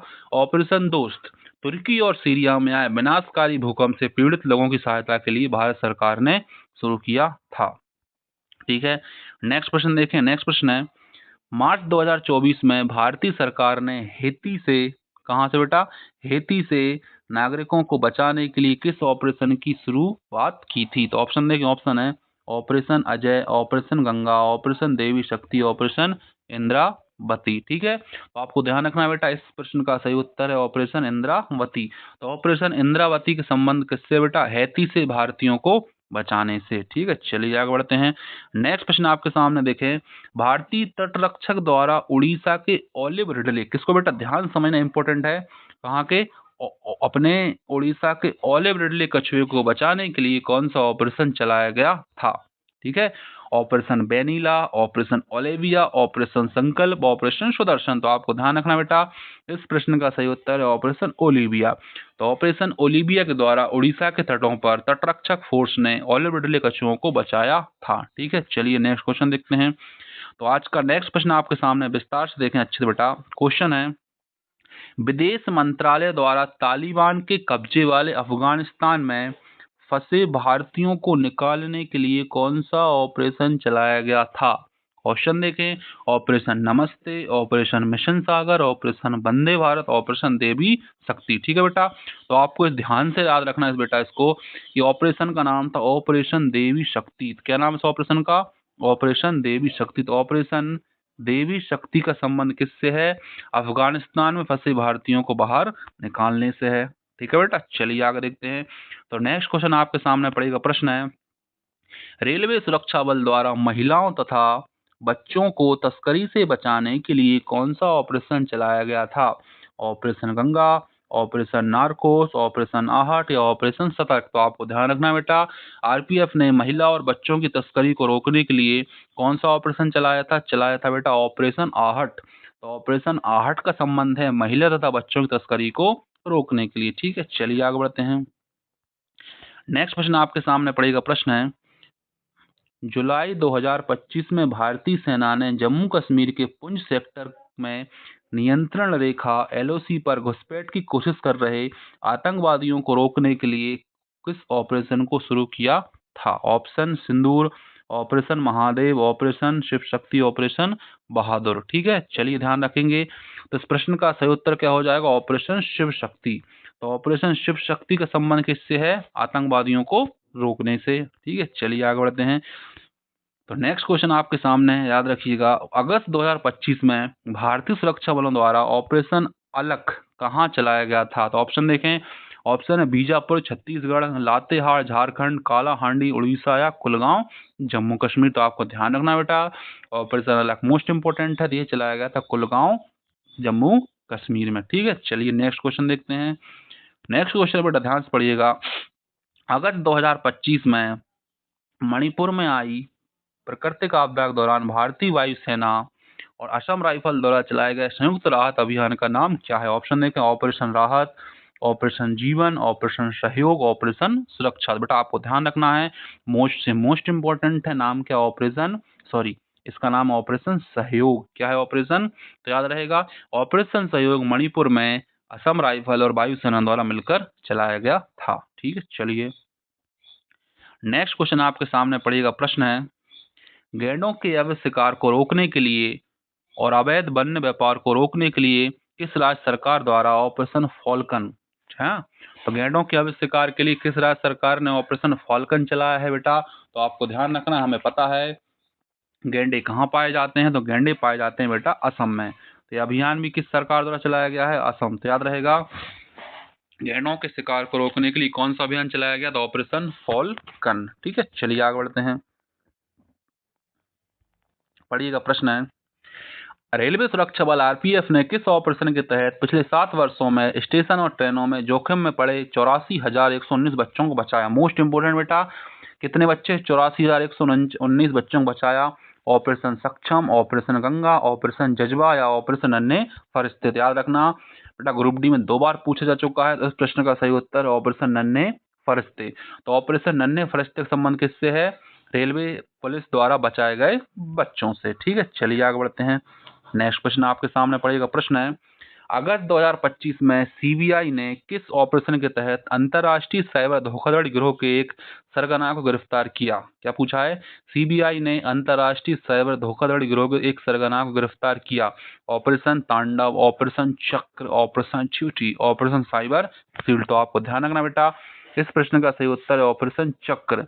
तो ऑपरेशन चक्र के द्वारा अंतर्राष्ट्रीय साइबर धोखाधड़ी गिरोह के सरगना को गिरफ्तार किया गया है। ठीक है, चलिए आगे बढ़ते हैं। नेक्स्ट क्वेश्चन आपको सामने पड़ी प्रश्न है, अगस्त 2025 में दिल्ली में मादक पदार्थ तस्करी के खिलाफ राजस्व खुफिया निदेशालय डीआरआई ने किस ऑपरेशन को चलाया? ठीक है, पढ़े ध्यान से। क्या है क्वेश्चन? अगस्त 2025 में दिल्ली के मादक पदार्थ तस्करी के खिलाफ राजस्व विभाग ने कौन सा ऑपरेशन चलाया? Operation rainbow, operation summer, operation clean city या ऑपरेशन शील्ड? क्या बेटा? Operation shield. तो आपको ध्यान रखना है, इस प्रश्न का सही उत्तर है ऑपरेशन रेनबो। याद रहेगा, तो ऑपरेशन रेनबो चलाया है डीआरआई के द्वारा। ठीक है, चलिए आगे बढ़ते हैं। अगला प्रश्न आपके सामने पड़ेगा। प्रश्न है, सितंबर 2025 में भारतीय सेना ने किस ऑपरेशन के तहत उत्तर भारत के बाढ़ प्रभावित क्षेत्रों में 6,000 से अधिक लोगों की जान को बचाया? क्या बेटा? 6,000 से अधिक लोगों की जान को बचाया। ऑप्शन है ऑपरेशन सिंधु, ऑपरेशन राहत, ऑपरेशन सुरक्षा या ऑपरेशन जीवन। तो आपको ध्यान रखना है, इस प्रश्न का सही उत्तर क्या है? ऑपरेशन जीवन। तो ऑपरेशन जीवन के द्वारा भारतीय सेना ने उत्तर भारत के 6,000 से अधिक लोगों की जान को बचाया है। क्लियर है? आपको ध्यान रखना होगा इस क्वेश्चन को। नेक्स्ट क्वेश्चन ध्यान से पढ़ें। क्वेश्चन है, देखें ध्यान से, सीमा सुरक्षा बल द्वारा राजस्थान के पश्चिमी अंतर्राष्ट्रीय सीमा पर घने कोहरे में घुसपैठ को रोकने के लिए कौन सा ऑपरेशन चलाया गया था? ऑपरेशन देवी शक्ति, ऑपरेशन ओजी जीत, ठीक है, ऑपरेशन ब्लू फ्रीडम, ऑपरेशन सर्द हवा। तो बेटा आपको इस प्रश्न का उत्तर ध्यान रखना है, इसका सही उत्तर है ऑपरेशन सर्द हवा। तो ऑपरेशन सर्द हवा का संबंध राजस्थान के पश्चिमी अंतर्राष्ट्रीय सीमा पर घने कुआसे में घुसपैठ को रोकने के लिए ऑपरेशन चलाया गया था। ठीक है, चलिए आगे बढ़ते हैं। नेक्स्ट क्वेश्चन आपके सामने देखिए ध्यान से। क्वेश्चन है, क्वेश्चन पढ़ें, सितंबर 2025 में राजस्व निदेशालय ने मादक पदार्थों की तस्करी के विरुद्ध कौन सा ऑपरेशन चलाया था? है ना, तो आपको ध्यान रखना बेटा, क्वेश्चन क्या है, किसने चलाया? राजस्व खुफिया निदेशालय। ऑपरेशन रेनबो, ऑपरेशन प्रहार, ऑपरेशन स्वप्न, ऑपरेशन बिड आउट। तो आपको ध्यान रखना बेटा, इस प्रश्न का सही उत्तर क्या हो जाएगा? Operation bid out. तो ऑपरेशन बिड आउट का संबंध किससे है? डीआरआई द्वारा चलाया गया मादक पदार्थों की तस्करी से है। ठीक है, चलिए आगे बढ़ते हैं। नेक्स्ट क्वेश्चन आपके सामने पढ़ें। क्वेश्चन है, भारतीय सेना द्वारा खुद को कोविड-19 के संक्रमण से मुक्त रखने के लिए कौन सा ऑपरेशन चलाया गया था? ऑपरेशन विजय, पढ़ें, ऑपरेशन विजय, ऑपरेशन 25, ऑपरेशन थंडर, ऑपरेशन नमस्ते। तो आपको ध्यान रखना बेटा, भारतीय सेना ने ऑपरेशन चलाया था ऑपरेशन नमस्ते। तो ऑपरेशन नमस्ते द्वारा भारतीय सेना ने खुद को कोविड-19 संक्रमण से मुक्त रखने की कोशिश या घोषणा की थी। ठीक है, चलिए आगे बढ़ते हैं। अगला प्रश्न आपके सामने पड़ेगा। प्रश्न है, कोविड-19 विदेश मंत्रालय द्वारा कोविड-19 के दौरान विदेशों में फंसे 14,800 भारतीय नागरिकों को घर लाने के लिए कौन सा ऑपरेशन चलाया गया था? ऑप्शन देखें, operation Olivia, operation कोजिट, operation Devi Shakti, operation Vande Bharat. ठीक है बेटा, आपको ध्यान रखना है इस प्रश्न का सही उत्तर क्या है? ऑपरेशन वंदे भारत। तो ऑपरेशन वंदे भारत विदेश मंत्रालय द्वारा कोविड-19 के दौरान विदेश में फंसे 14,800 भारतीयों को बचाने के लिए चलाया गया था। ठीक है, चलिए नेक्स्ट क्वेश्चन देखते हैं। नेक्स्ट क्वेश्चन है, सीमा सुरक्षा बल ने स्वतंत्रता दिवस 2025 से पहले राजस्थान सीमा पर किस उच्च तीव्रता सुरक्षा अभियान को शुरू किया था? ठीक है, क्वेश्चन क्या बेटा? सीमा सुरक्षा बल ने स्वतंत्रता दिवस 2025 से पहले राजस्थान सीमा पर किस उच्च तीव्रता सुरक्षा अभियान को शुरू किया था? Operation shield, operation alert, operation force या ऑपरेशन गार्ड? तो आपको ध्यान रखना है इस प्रश्न का सही उत्तर क्या हो जाएगा? इस प्रश्न का सही उत्तर हो जाएगा बेटा ऑपरेशन अलर्ट। तो ऑपरेशन अलर्ट का संबंध किससे है? राजस्थान सीमा के उच्च तीव्रता क्षेत्रों से। ठीक है, नेक्स्ट क्वेश्चन आपके सामने पड़ेगा। प्रश्न है, स्वर्णमुखी नदी के पुनरुद्धार और संरक्षण के लिए व्यापक परियोजना ऑपरेशन स्वर्ण किस राज्य में शुरू की गई है? बेटा आपसे पूछा गया है, बेटा क्या है क्वेश्चन कि स्वर्णमुखी नदी के पुनरुद्धार के लिए ऑपरेशन स्वर्ण कहाँ चलाया गया है? ऑप्शन देखें, तमिलनाडु, कर्नाटक, आंध्र प्रदेश या तेलंगाना। बेटा आपको इस प्रश्न का उत्तर ध्यान रखना है, इस प्रश्न का उत्तर है आंध्र प्रदेश। तो आंध्र प्रदेश में स्वर्णमुखी नदी के पुनरुद्धार के लिए ऑपरेशन स्वर्ण चलाया गया है। ठीक है, तो मैं आशा करता हूँ आने वाले अलग अलग एग्जाम में हमारे द्वारा वीडियो आपको बहुत हेल्प कर रही होंगी। तो आप इस वीडियो को अधिक से अधिक